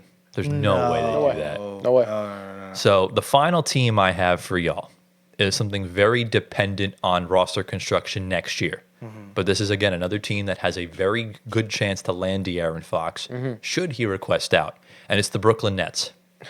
Keep in mind, Jordy Fernandez, the head coach in Brooklyn, a coach that really worked well with De'Aaron Fox, took him under his wing since he got there, and they've developed great chemistry. And that is a good safety net for him to go. If he does go to Brooklyn, he has a familiar coach that knows his game, knows how to maximize his game. And you pair that up with a Cooper Flag or a VJ Edgecombe with Cam Thomas as your 2 guard. that kind of moves me a little bit. I'm not going to lie. As of right now, there is 0 chance of this happening. We need to see this in the offseason. Well, he's not getting traded till the offseason. Yeah. Right now, I don't think 0. I like the idea, but 0 chance. And we still don't know if the Nets get the number 1 pick and all that stuff. Like I said, even if we don't, we could wind up with VJ Edgecombe at number 4. Okay. Well, yeah, you got to see where you are. Yeah, I think that could still work. I think if we get Ace Bailey or Dylan Harper, then I'm against it. Yes. Okay. But if we don't, then I'm open to it. Yeah. Because I love the fit of Fox and Cam Thomas together. Yes. I think it's perfect. I think like that is it. a good fit, actually. I'm not saying it won't happen, but as of right now, it's unlikely. Slim pick. Yeah, it's slim, but chance. if it what about did the happen, fit? how would It's how not would about fit the be? likelihood of I it like the happening. fit. Yeah, him and Cam. What would you rate that fit? That's like a 6'8", 6'7". That's fair. I would give it like an 8.5. Wow. I need to see who they draft, who they move off of for De'Aaron Fox. Yeah. Yeah, because it would be Claxton most likely. Yeah. I'll give it a 6. Yeah. Yeah. That's fair. Yeah. Not too bad at all. So any final thoughts regarding De'Aaron Fox before we get into the next and final team? All right, let's talk about a team that always comes up in our shows. It's the Denver Nuggets, Gio's current favorite team as of right now because Russell Westbrook is there. Indeed. What else have we cooked up this week? We've done everything with them already. What else is coming? So just listen, okay? So unfortunately, the day after we recorded our last episode, which is linked below, by the way, go watch it. A lot of trade rumors came out. Calvin Booth leaked a bunch of shit to Shams and to Chris Haynes and everything like that. The Nuggets are they're tempting to the idea of blowing up the core, and by blowing up the core, it's trading Michael Porter Jr. Yeah. Now we'll kind of go piece by piece, and I'll tell you what they're looking at first, and we'll kind of talk through it in depth and let me know what you all think. So the first thing that they've been kind of keying into is the Chicago Bulls and getting Zach LaVine in Denver. Now, as of right now, the trade would have to include Zeke Naji, but the Bulls don't want him, and rightfully so, because bro's butt. Let's just be honest. Let's call a spade a spade. This dude is like if D'Lo was a big man. Wow. That's him right there. But he doesn't go off during the trade deadline. Yeah. A third team would have to take him on. Now, granted, there's plenty of teams that would. I'm sure Brooklyn would do that. I'm sure Charlotte would do that. Detroit would do that. Yeah. But it would cost them MPJ, most likely a pick or 2, depending on what they even have, for Zach LaVine. And they could either get Torrey Craig or potentially Ayo DeSumo. There's no way. So Because Ayo DeSumo is so good. he is. But remember, the Bulls might blow it up. But the more likely scenario is Torrey Craig coming back to Denver. Yeah. What do we think? I am only doing that trade if Ayo DeSumo's in it. I agree. I agree completely. I am not taking Torrey Craig back. No way. Torrey Craig fits a need. He perfectly slots into the Jeff Green role without playing the 5. He's a good leader. Yeah. But, bro, the one problem the Nuggets have this season has been perimeter defending. Credit to Christian Brown. He's a great defender. Right. Point of attack is not his thing. Yeah. So I think you need to replace KCP with Ayo DeSumo as far as the defense goes. But he won't start. If Christian Brown will. If they can do this trade without Zach LaVine, I love it even better. I mean, why would you do it without Zach LaVine though? Well, you take on Ayo. Ayo makes too much money to trade. You would have to get rid of someone else. How tall is Ayo? I think he's like 6'4". Yeah. 6'4", 6'5". But you move MPJ to another team and you incorporate. I don't like LaVine in Denver. I like it. Personally, I like this. I'm having trouble trying to because here's the thing. I think MPJ fits the Nuggets He better. does, though. The problem is MPJ is not worth $37 million. Like, he has not been playing up to standard of that. And that's the problem I'm trying to figure out. Because, look, I don't think the Nuggets problem, they have a bad bench. Their depth isn't great, but this is an effort problem. Yeah. I think the product on the floor you're seeing in the first 3.5 quarters is garbage. And, look, we're even seeing it with Jokic. His body language, I've never seen him this down. So it's interesting. And I think Zach LaVine, I think it would be kind of funny if him and Gordon wind up becoming teammates after all those dunk contests. Yeah. But I don't mind. I don't hate the fit. I actually wouldn't mind it at all. But Ayo DeSumo, then I'm like, I will drive MPJ to the airport myself. The only thing that's making me scared, though, is the fact that this team is going to become significantly smaller, trading away MPJ, who's 6'11". He's 6'10". or 6'10". Yeah. And then getting Zach LaVine, who's like 6'3", 6'4", and then Io, who's also 6'4". Like they already have a bunch of guards. Like Russ too, he's also like 6'3". Like Right. what's gonna happen with the size of the team? That's concerning. That's also a question too, and that's Yeah. where I'm on the fence with it. You have Aaron Gordon. That's it. What I wish the Nuggets did a sign and trade with KCP to get someone, so they wouldn't have had to worry about this problem. Yeah. Like they easily could have done a sign and trade with KCP, even with the Magic. They could have taken back anyone. I would love to see the Levine saga end, but Denver is not the place I would like to see it end up. I agree with you. You know what? Originally, I liked it. But that's just because it's different. Yeah. And the Nuggets need to do something. But now I'm like, They really I don't know do, if though. I really like it that much. It's tough because Levine's really a shooting guard, but you're not trading Christian Brown. No. Yeah. You're not trading any of you could trade Julian Strother. What is the fan base saying? It's been really mixed. People like Levine, people don't. Right. It's kind of tough to tell. So it's like 50-50. Because Yeah. the fact of the matter is, MPJ would have to go in any major trade. Yeah. It's a must. Listen, if they get a big guy too, like not a big guy, but like someone who's tall and is mobile, I might be for it. But like, who is that guy? You know what I mean? We could segue this into the next player, but first I want to know your ratings on this sort of move. 5. I would give this a 6. Levine and Io, love the trade. Got to see how Levine works out. 6-5. I'm only giving it a 5 because Russell Westbrook's minutes is going to drastically go down. I'll give really. it 6-5. Well, if Io's playing, Christian Brown, Yeah, but Russ is a Zach backup LaVine. point guard. If Murray keeps playing like this, Russ is going to play a lot more. So you never know. Yeah. Okay. Yeah. But remember, Zach LaVine can't stay healthy too, so Russ will still be playing. All right, that's another reason why it's a 5. Because Yeah. I can't stay healthy. All right, so let's get to a taller wing then for MPJ. Yeah. Another less durable one. Let's talk Brandon Ingram. Mm-hmm. Another player on the Nuggets radar. What do we think? I don't know. This is good. You got to resign BI. That's the other thing. And he's a clutch sports guy. He wants to go to LA. He doesn't want to go to Denver. Why the hell would you do that? That'd be so funny. Well, does he want to compete for a championship or does he want to just play it with LeBron in his last season? What does he want to do? I don't know what he wants, bro. He wants to be around a winning environment. LeBron is a winning environment. to be Yeah, fair to him. but they're not winning the No, championship. of course not. Exactly. Well, BI is around the same height as MPJ. You're just getting a more prolific scorer, He's more a better consistent scorer. scorer. Maybe that's what they need. Take some of the weight off Jokic. Right. But Murray should be doing that. Only thing Should be, but he's not. I would Yeah. ask. I would move MPJ over as well, but I want one of the young guys from New Orleans. I want Jordan Hawkins. Oh, he's nice, but I they're don't not even, going I to don't give even him think up. that because he's too much repetitive. If you can finesse like a Herb Jones or Or a Trey Trey Murphy Murphy. away, if you could do that, Okay. I like Hawkins though. Hawkins doesn't really fit what they need though. He can Yeah, he shoot, yes, doesn't. but he's like He doesn't. 6'1". You're right, you're He's right, very tiny. Okay.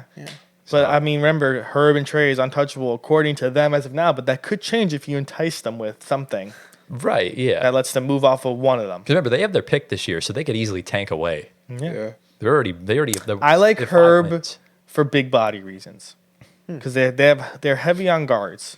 Yeah. Herb Jones is a all defensive guy. Or wing. Trey Murphy is scoring really good right now. He's averaging 20 plus in like the last 5 games right now. Yeah. I think Herb Jones gives you Peyton Watson security because Peyton Yeah. Watson might not show up in the playoffs this year. And isn't he on due for a deal? They picked up his 4th-year option, so I think next year he could get paid, but I'm not sure the Herb? logistics of it. No, Peyton Peyton Watson. Watson. Peyton. Okay. So it's possible, but I like BI more. I like Bi. I like it more than Levine, but I still don't like it really. Why don't you like it? Because he can't stay healthy. Yeah. I would give this like a 4. Wow. Where's Jimmy Butler in all this? Nah, forget Jimmy. Jimmy Butler. No? The Nuggets have no interest in Jimmy Butler, as far as I know. All right. I don't either. I'll give this a 7, bro. Is Tyler getting? I'll give Bi 5-5. It's a 7 for me because if Bi stays healthy, this is a 7. If he stays healthy, then great, but it's just not going to happen. He's already been injured 3 times this season. Why do you think it's going to stop? Is Maybe because he's carrying the load over there. So Pause. I hope Tyler's getting to Cam Johnson. That's exactly who I was about to get into. okay, I get into So the next one is Cam Johnson. Someone that plays the same role as MPJ, just not as tall. I think he's like 6'8", but shooting the lights out, a willing defender. Really good at driving to the hoop. I think the most similar player to MPJ out of everyone they're looking at. What do we think about the Nuggets making a trade with the Brooklyn Nets? If I'm them, I'm taking. I think this is the most doable because you get DFS as well. Not necessarily. I think it might be one for one. You got to do Cam for DFS. I wouldn't do DFS. You got to. You need a big man.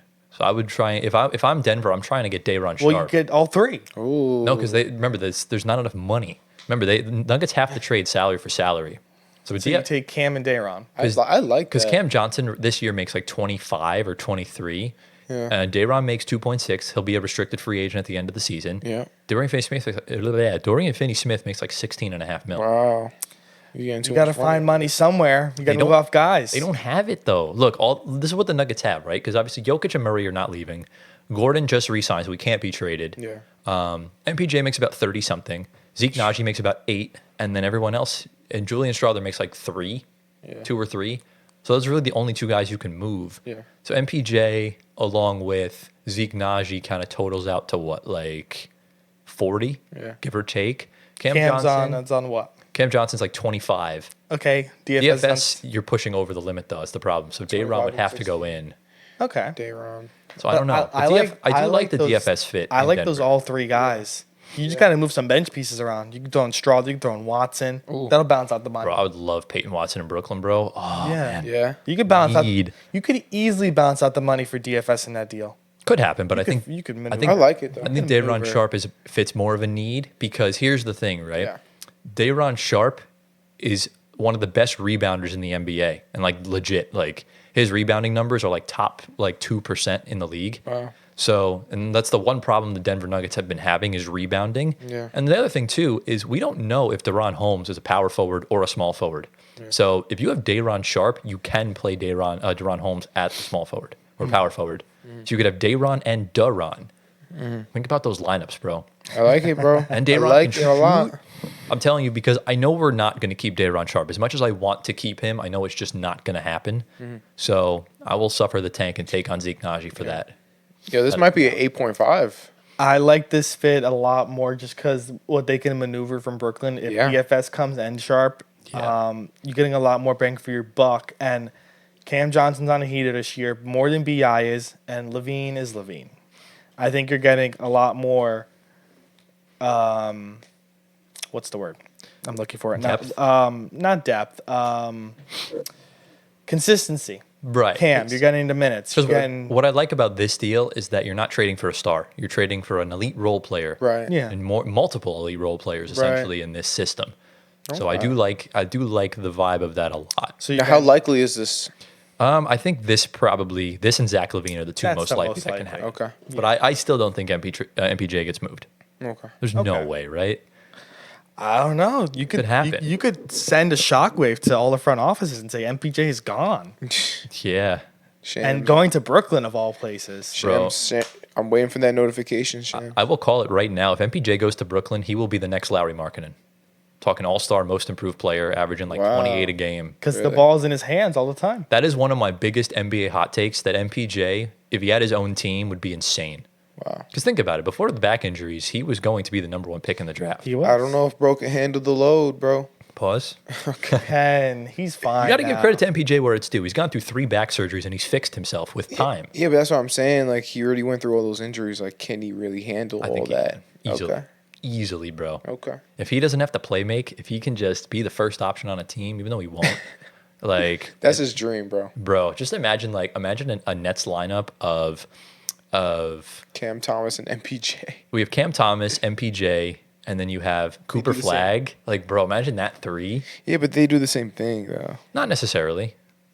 Okay. Because MPJ is an all-around player. Cooper Flag is just a generational No, I'm not talking talent. about Cooper. I'm talking about Cam Thomas. Yeah, but you need multiple scorers in your lineup. Yeah, and Cam Thomas, it can play make. MPJ can play make. They just don't.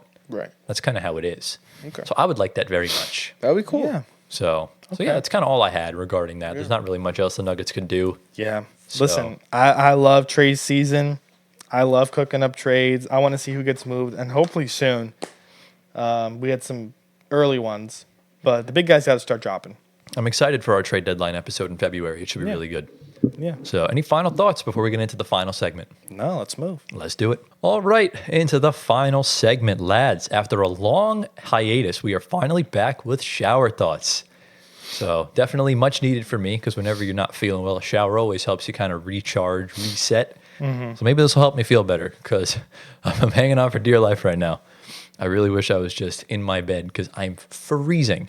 But lads, I think we've kind of let this topic go on long enough, and we've kind of talked about the microcosms of it all. That was a really good vocab word regarding this topic. But I think now let's just address the elephant in the room, because it's clear the NBA is declining. The viewership is crazy low, while the other leagues are soaring and succeeding high up. And it's become a big problem. We've seen this with the All-Star Game, with the championship, with the NBA Cup, with all of this, where viewership is garbage.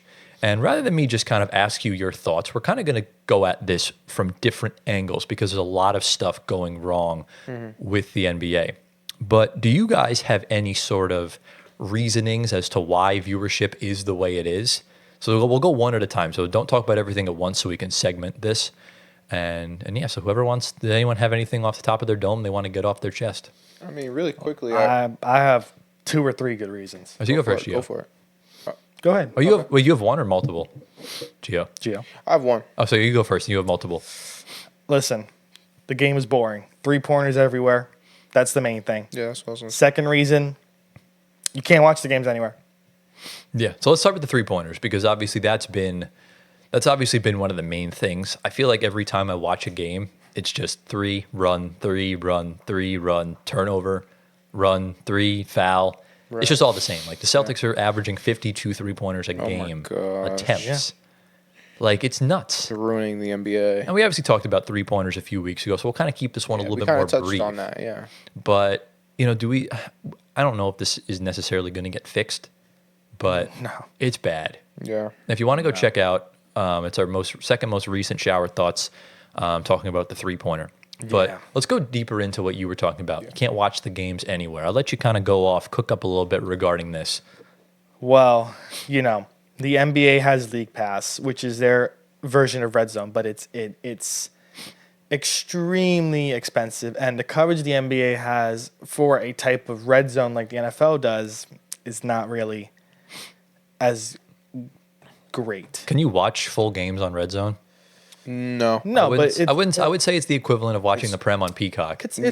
But Red Zone goes back and forth to all the games, and the NBA could invest in that, but I don't think the NBA has as much hype as football does on Sundays. I don't think it's worth doing. It's not worth doing at all. Especially because there's only one way to score, and it's getting to the red zone, and all the games are on at the same time. With the NBA, there's not, some nights there's only 3 games. Yeah, it's kind of hard to do that. But the NBA does they do compensate by, you could look back at play by play and watch the play happen. If you're trying to gather film and everything like that, you could watch full replays of games. Yeah, you could. There's a lot you can do. They need, and then, streaming services, you got to pay now that MSG and Yes Network combined in our area now, you got to pay $350 a year to get Yes. It's ridiculous. This is cable TV that I'm paying $50 a month for Verizon. Why am I paying? And I'm paying for over 300 channels a month for Verizon. Yeah. I got to pay $400 a year just for 2 channels that I'm watching for 3 hours on a daily a week with your games. And here's the main problem with that too. Where are you getting these prices? Let's say you don't have cable, and the Knicks are on League Pass. The blackout, you can't watch it. The regional blackout, because the regional channels have the rights. Yeah. Right. And now Prime's coming into it. Everybody has Prime. Some people don't have Prime, unfortunately, for next year. Yeah. So maneuverability. Listen, we always say availability is the best ability. Mm-hmm. There's no availability to watch NBA games right now. Yeah, that's good. It's bad. So I don't know if you saw, but Charles Barkley talked about it, I think, on the Inside the NBA this past week. But with the viewership being down, he said the NBA season should start on Christmas Day with the Christmas games. So that's pushing the season back a whole month and a half, and you're presumably pushing back the finals probably until early August, going into September, which is football season. That's what they did for the 2021 season, where it was right after the bubble. This opening day was December 22nd. It ended in I think it ended in July or August. It was pushing football season. But there were 72 games, so it will go even longer if they did a full 82. Right. Yeah. So Barkley's idea, I guess, because he's like, that's when you have the most viewership because no sports are on that day besides basketball. Right. Gets everybody hyped up. But then who's to say that viewership might not drop because football is still on? that's the problem because you're getting into the end of the season where you're starting the season, you're getting into the swing of things right around playoff time. For football, Yeah, and that's the other issue too because there's really no good place for the NBA to start because you're dealing with the start of the NFL, start of college football, the MLB playoffs. Yeah. It's very tough. Yeah. So it's tough to kind of gauge where it would be at, but basketball is a winter sport in and of itself. Yeah. So, but I don't necessarily think the streaming services are the problem. I think it's the illegal streaming services that are the problem. Because these companies like Stream East and all these illegal sites that I may or may not, use on a very frequent basis, you can easily watch games from there. Yeah. And they have so much protection on them that no matter what happens, if they get taken down by the NBA or the federal government, they easily can launch it right back up within 5 minutes. Right. They have the domain names. That's really the big key to it. Yeah. And look, I think if they could figure out a way to crack down on that in turn would lower the prices, I would hope, of the streaming services and everything of that nature. Yeah. Because, look, I know you talked about getting YouTube TV. They just jacked up their prices insanely high. Yeah, and they're going to be a hot commodity for all sports watching. Yeah.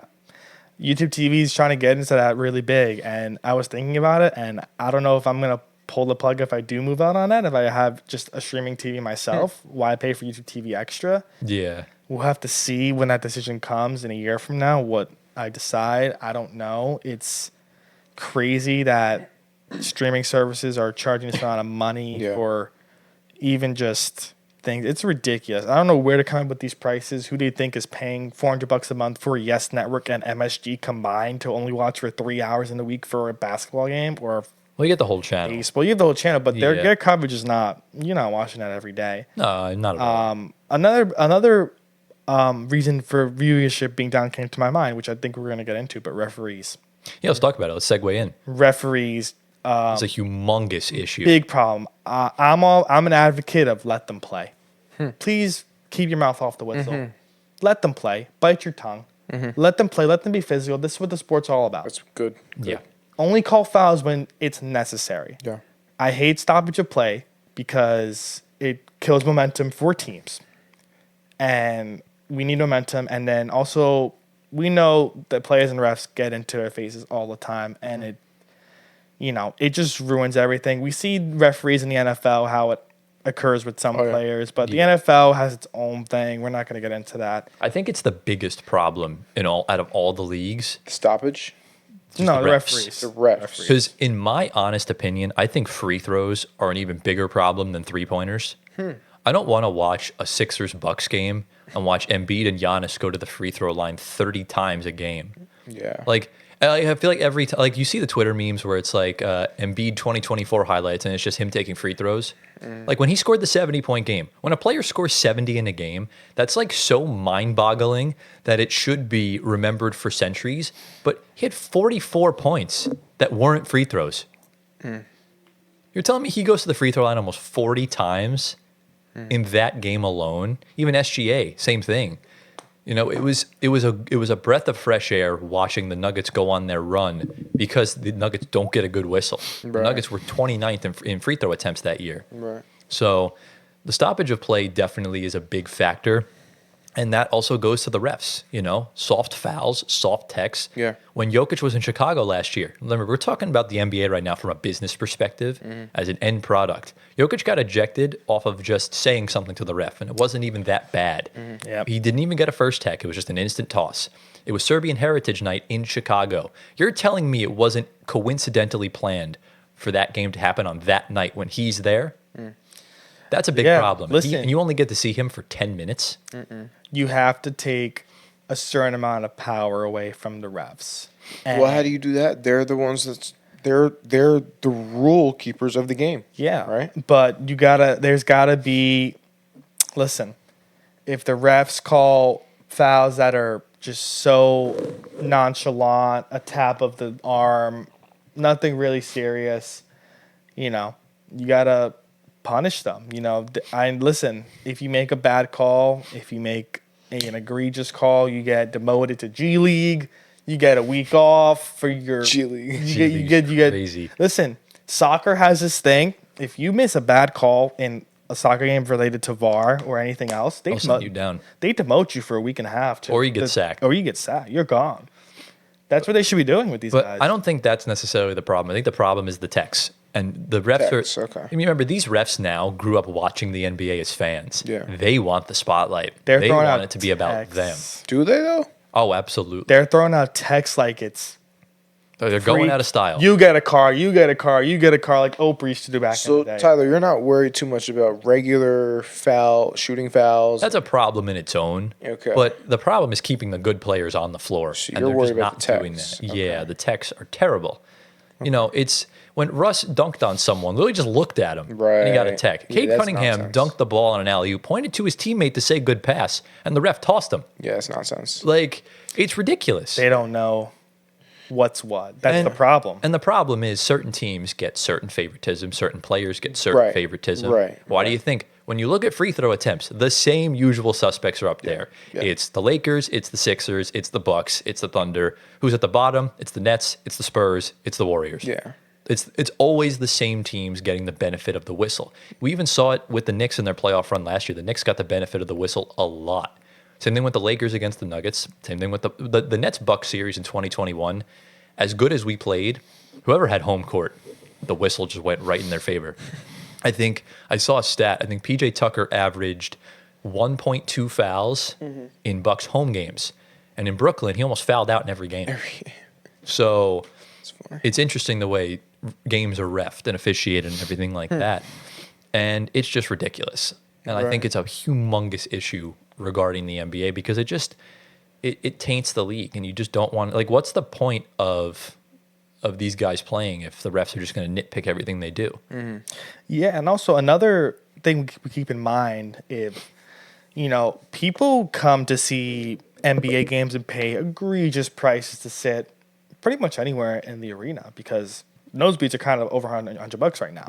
Yeah. And if a measly NBA referee ejects your favorite player that one time you're at the game, You're leaving at halftime, bro. and your whole night's ruined. You came to see Jokic or LeBron, he gets ejected in the first quarter. That fan that just came over maybe 1,000 miles to watch them play for the first time they're in the country doesn't get to see their favorite player play. And now they hate the NBA. Exactly. And they don't want to watch a game anymore. They don't. You gotta take these things into account. The fans are what bring the money to the game, not the referees. Right. And that's the thing. And this kind of segue, do we have any more final thoughts regarding the refs? Because I want to segue into my main point of why the NBA is where it is. Segue. Okay, so let's segue into the biggest problem, at least in my opinion. I don't know if you guys agree or not. But I feel like the problem with the NBA, it's very self-inflicted, that the NBA shoots themselves in the foot, where they don't know how to market. They do not know how to market whatsoever. The fact That's that kind of a... I feel like they're the best marketable league, but I feel like that's kind of... they're not, though. What's the word I was going at? No, I think you're saying they're very easily to be marketable, and because of It has the biggest potential. Yeah, that's what he's trying to say. market. And because they have so much potential in marketing, Right. they don't even focus on it because they think it just comes naturally. Exactly. Where it's something that they do need They to have focus the on. biggest national outreach out of all four leagues. Yeah. Because they do the most. They have the most international players for the most part. Maybe that's why they neglect marketing, because they think it's just too easy. But that's not where I'm getting at. Let them Okay, get go into for it. Go I'm for not it. talking about the way they market. I'm talking about the marketability of their product. And I'm talking teams, and I'm talking players. Because the NBA does, let's call a spade, they do an awful job at it. And I know I love the NBA. I love what they do.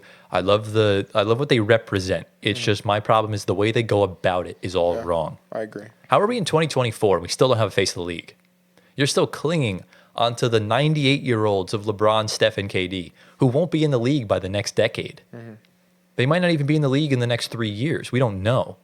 And that's kind of the big issue here. And look, unfortunately, they don't market the good players. Why it took Paulo Banchero almost 3 years to get a national television game. Almost 3 years to get a national television game. It's bad. It's bad. Why is Victor Wembanyama not on national TV more? Why is Nikola Jokic not on national TV more? I mean, in my honest opinion, the way the NBA does it with the national TV games, they should not be decided in August. When they release the schedule, release all the games, and week by week determine who's got the TNT game, who's got the ESPN game. Because look, let me tell you the Christmas. Brilliant. Let me tell you the Christmas Day games. Let me tell you how bad they are. So you start off at noon with Spurs at Knicks. Two teams that are just, the Knicks are better than San Antonio, but both teams are just not good right now. So you have that. The Timberwolves and the Mavs. The Mavs are playing well, but the Wolves Tims are off. the Wolves look like a shell of their former self. But in all fairness, they did have cap when the schedule was released. Sixers versus Celtics. That's a wash. Yeah. Celtics are going to blow them out by 50. Yeah. You have the Lakers and the Warriors. Again, we're still clinging on to LeBron and Steph. We're still clinging on by dear life. The Nuggets and the Suns. So you're telling me that Shai Gilgeous-Alexander and Giannis Antetokounmpo, the two players that were in the final of the NBA in-season tournament, the NBA Cup, don't have a Christmas Day game? You're telling me that two of the 3 or 4 best players in the world aren't playing on the NBA's biggest marketing day? That's crazy. Yeah, that's a good point. That's one thing in itself. So your idea was to Decide them. They should decide decide them the them week as of. they go, like as at they the go. beginning of the It's month. a brilliant idea, honestly. Exactly, Yeah. because at do the end that. of the day, this makes no sense, at all. The way, because these Christmas Day games, I'm sorry, they're just not good. Yeah. I'm not going to enjoy They a used single to be one. really good. They used to be. Yeah, like Nuggets Suns 2 years ago, when that overtime game when Gordon dunked on Landry Shamet, that was cinema. Yeah. Like now, I don't really give a shit too much about the NBA Christmas games. No. I mean, I'm watching the Knicks game. Well, obviously you will. I'll watch Wemby drop a 40, 20, 10 triple-double on y'all. And that's kind of the player standpoint where stars aren't marketed the right way they should be. How they continue to just force their hand on these number 1 picks that are past it. Like, stop forcing Zion down our throats. Pause. Like, the experiment's done. It's over with. Like, they tried to force it with Ayton. They tried to force it with Wiggins. Like, it just doesn't work, man. And I'm so tired of the Zion thing. I'm so glad he brought that up. Yeah, because unfortunately, in recent years, a lot of the number 1 picks were swing and a miss. That's just how it is. And now notice how a lot of them aren't on their drafted team anymore. Yeah. I don't know if you saw Mike Breen was on the call for the Pelicans game. Yeah. And they went to Zion, and he's just I see. smiling on the bench. Like, he's so happy he's doing something. Wow. And Breen's like, well, you see Zion in a place He belongs. he's not where he fits naturally. Where he fits naturally Yeah. on the bench. On national TV. Mike Breen said Mike that? Breen.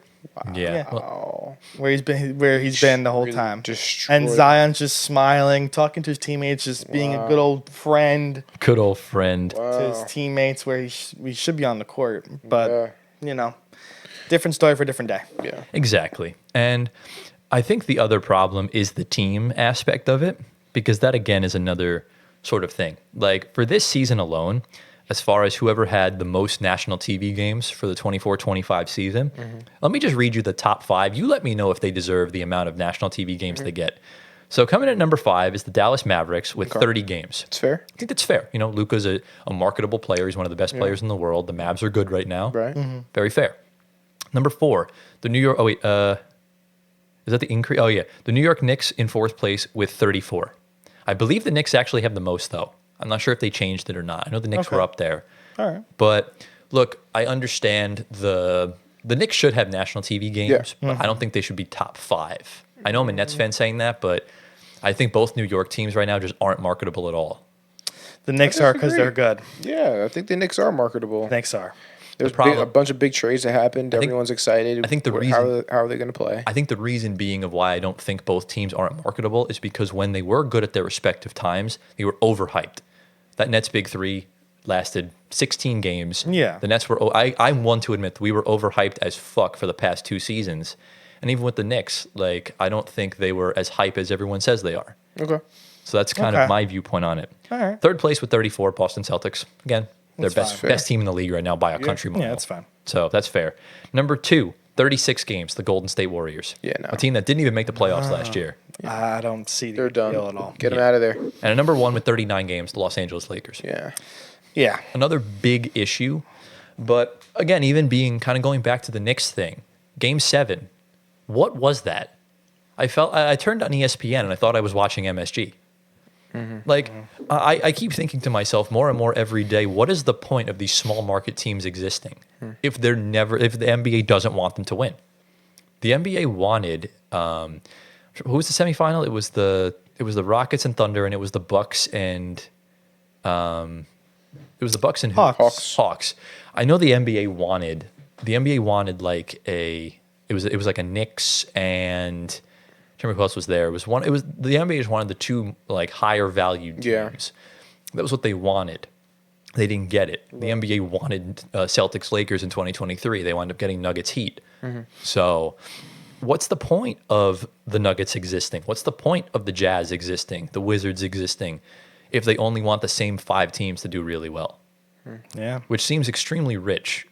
It's a money grab. Yeah. It is.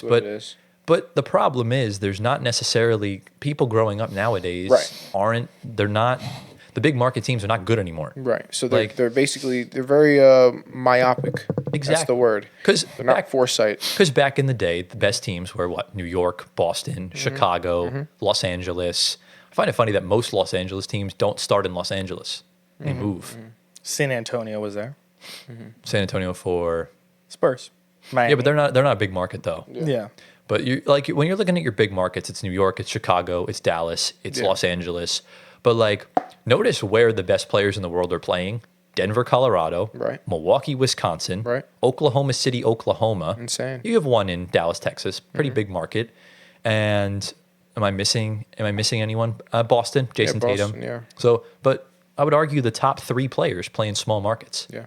And they don't get nearly the coverage they deserve. In fact, they get slewed day in and day out by ESPN and Fox Sports and all those places. They don't get the credit they deserve.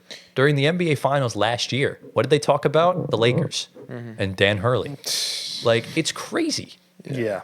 And this is a rant I've been really looking forward to going on for a long time, and I actually feel a little bit better getting it out. Yeah. That Dan Hurley story was so not notable. Nobody knew he was leaving UConn. It was even the dumbest bag of rocks could figure out that it was just a smokescreen. Everybody knew it was JJ's job from the get-go. I didn't think it was. No. But everyone knew that Dan Hurley was just using the Lakers as leverage to get more money from UConn. Yeah, which I don't think is right at all, because that story should not have been a thing until the offseason. I mean, I think it was perfectly warranted on Hurley's part, but it was he deserves his money. Yeah, but it was totally at fault of the NBA trying to I'm just sick of the Lakers, man. Yeah.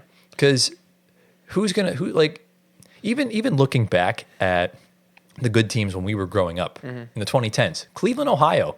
Right. OKC. Obviously, San Francisco is a bigger market, but OKC was really good. Miami is like a mid to high market, not really. They're a big market. Miami's a big market. Would you argue they're in the same category as New York and Los Angeles? I mean, I think they're in their own category. That's fair. Yeah, Miami's got their own pull. Yeah. But a lot of the good teams now, small markets. Right. Yeah. We're moving away from a non-PC era of just life in general. Yeah. So I think the problem is the NBA is stuck in the past.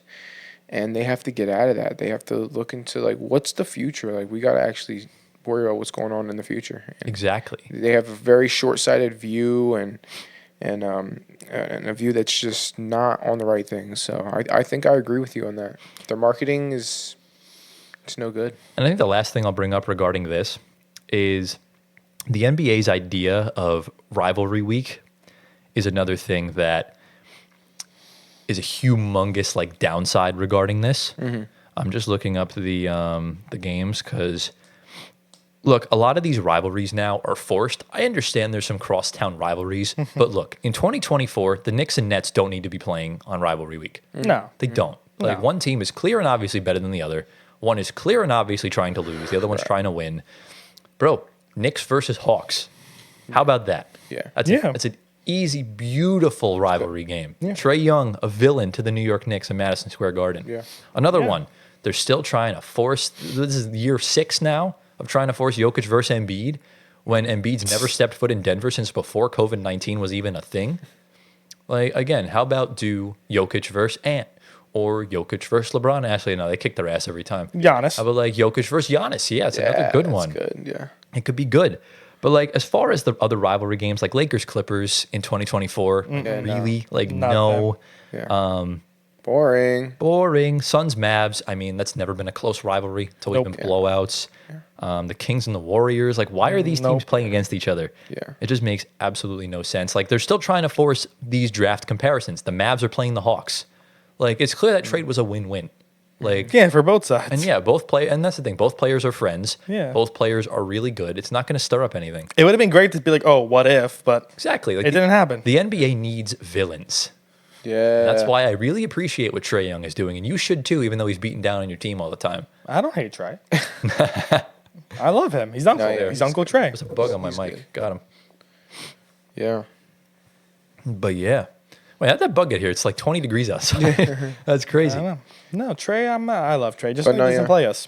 I think Adam Silver needs to take a page out of David Stern's book.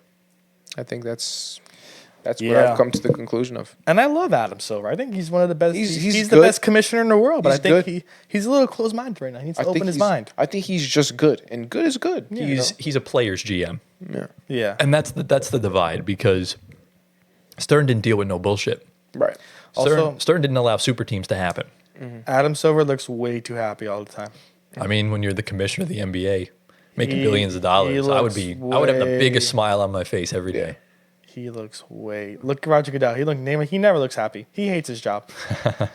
Okay. Yeah, I mean, He commissioner, hates his job. people hate commissioners. It's just how it is. Why do you He think hates they his get booed job. every draft? Yeah. So Well, the NFL is doing great, so he must be doing something. they still hate his guts. Goodell. Everybody hates, but he loves being in the spotlight. But even in all the sports, they always focus too much on the big markets. yeah, they do. And that's not where the best players lie in this day and age. Yeah. So it just kind of is what it is. But I've obviously taken the floor a little too much in this segment. I'll let you all cook up for a few minutes. Do you have anything No. add-ons to say regarding? No, Honestly, Yeah. we have NBA? nothing. No. We added on to when you were talking about it. Yeah. I think we cleared it up pretty good. yeah. That's very fair. Sums up. So overall, Tyler, well, I would say that it's a combination of all those things we've mentioned, which is Yeah. 3-point shooting, which is the referees with bad calls and texts and stuff like that, and then lastly, it's the marketing of the NBA. So it's those three things. That's the combination. That's why the NBA viewership. Oh, it's also the TV, the streaming services, and that as well. Yeah. So those four things. Those are the reasons why the NBA's viewership is dropping drastically to where we're seeing the WNBA is starting to catch up a little bit. So Yeah. Yeah. pretty crazy. It's nuts. Yeah. So I don't know if the NBA can necessarily fix this problem. I think they're in too deep. They just signed the big TV deal.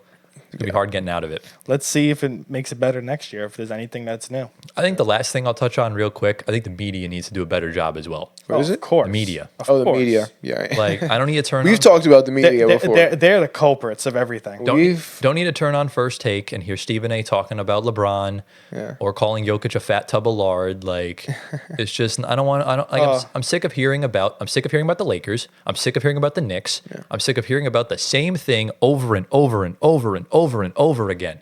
And it's just annoying.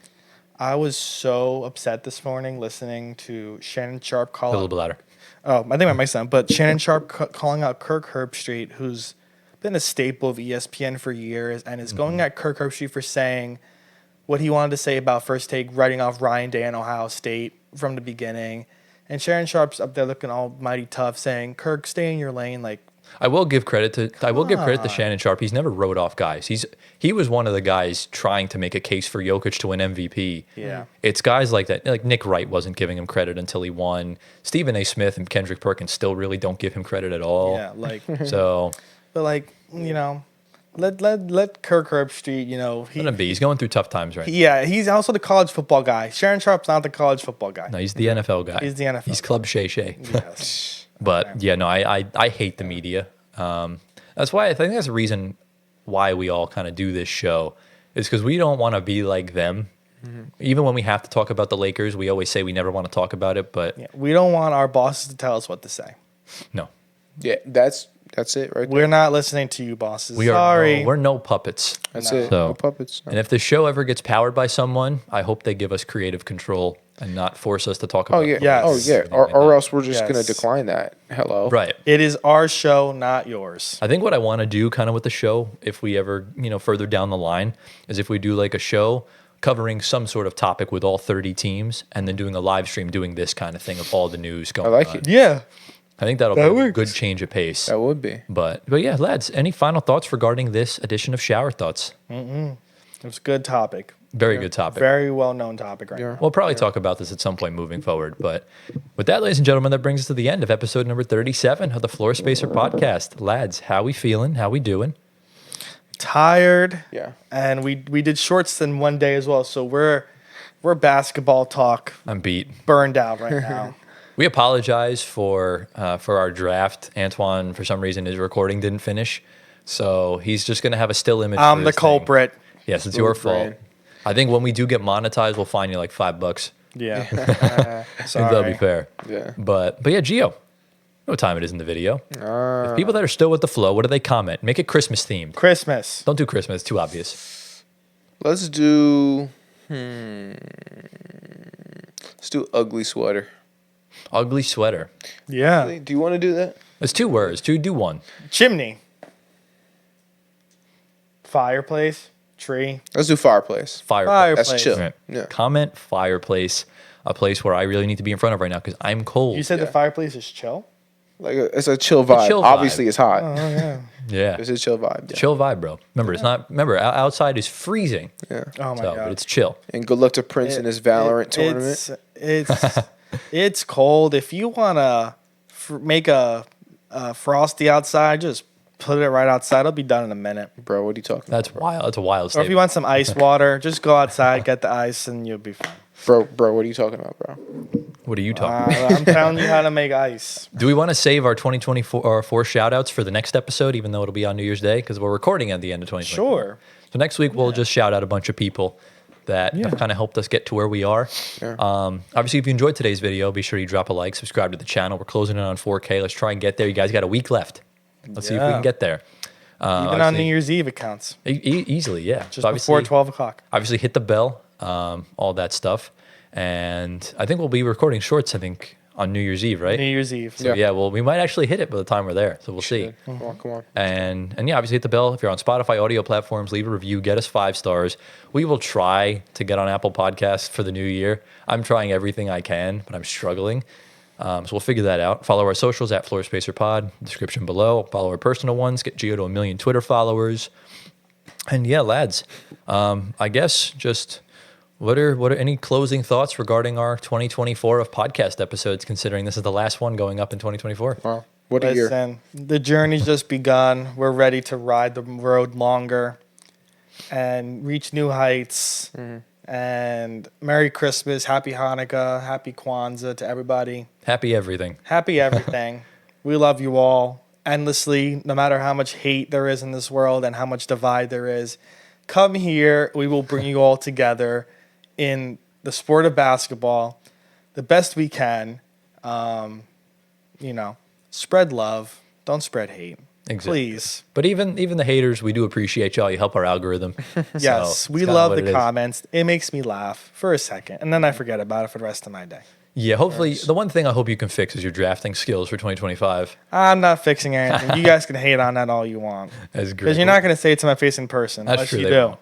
But we do have some big stuff planned for 2025. So we cannot wait for y'all to see it. And it includes our 1 year anniversary, our 50th episode. So should be a lot of fun. So lads, any final thoughts regarding this episode before we head on out for the week and for the year? It's time to go to bed. Yeah, I need Let's to go to I'm sleep. so cooked right now. I am beyond fried right now. Yeah. But we hope you all enjoyed. Thank you all for watching. Have a very Merry Christmas. Love you all endlessly. And we'll see you all next year in 2024, episode 38. Peace out.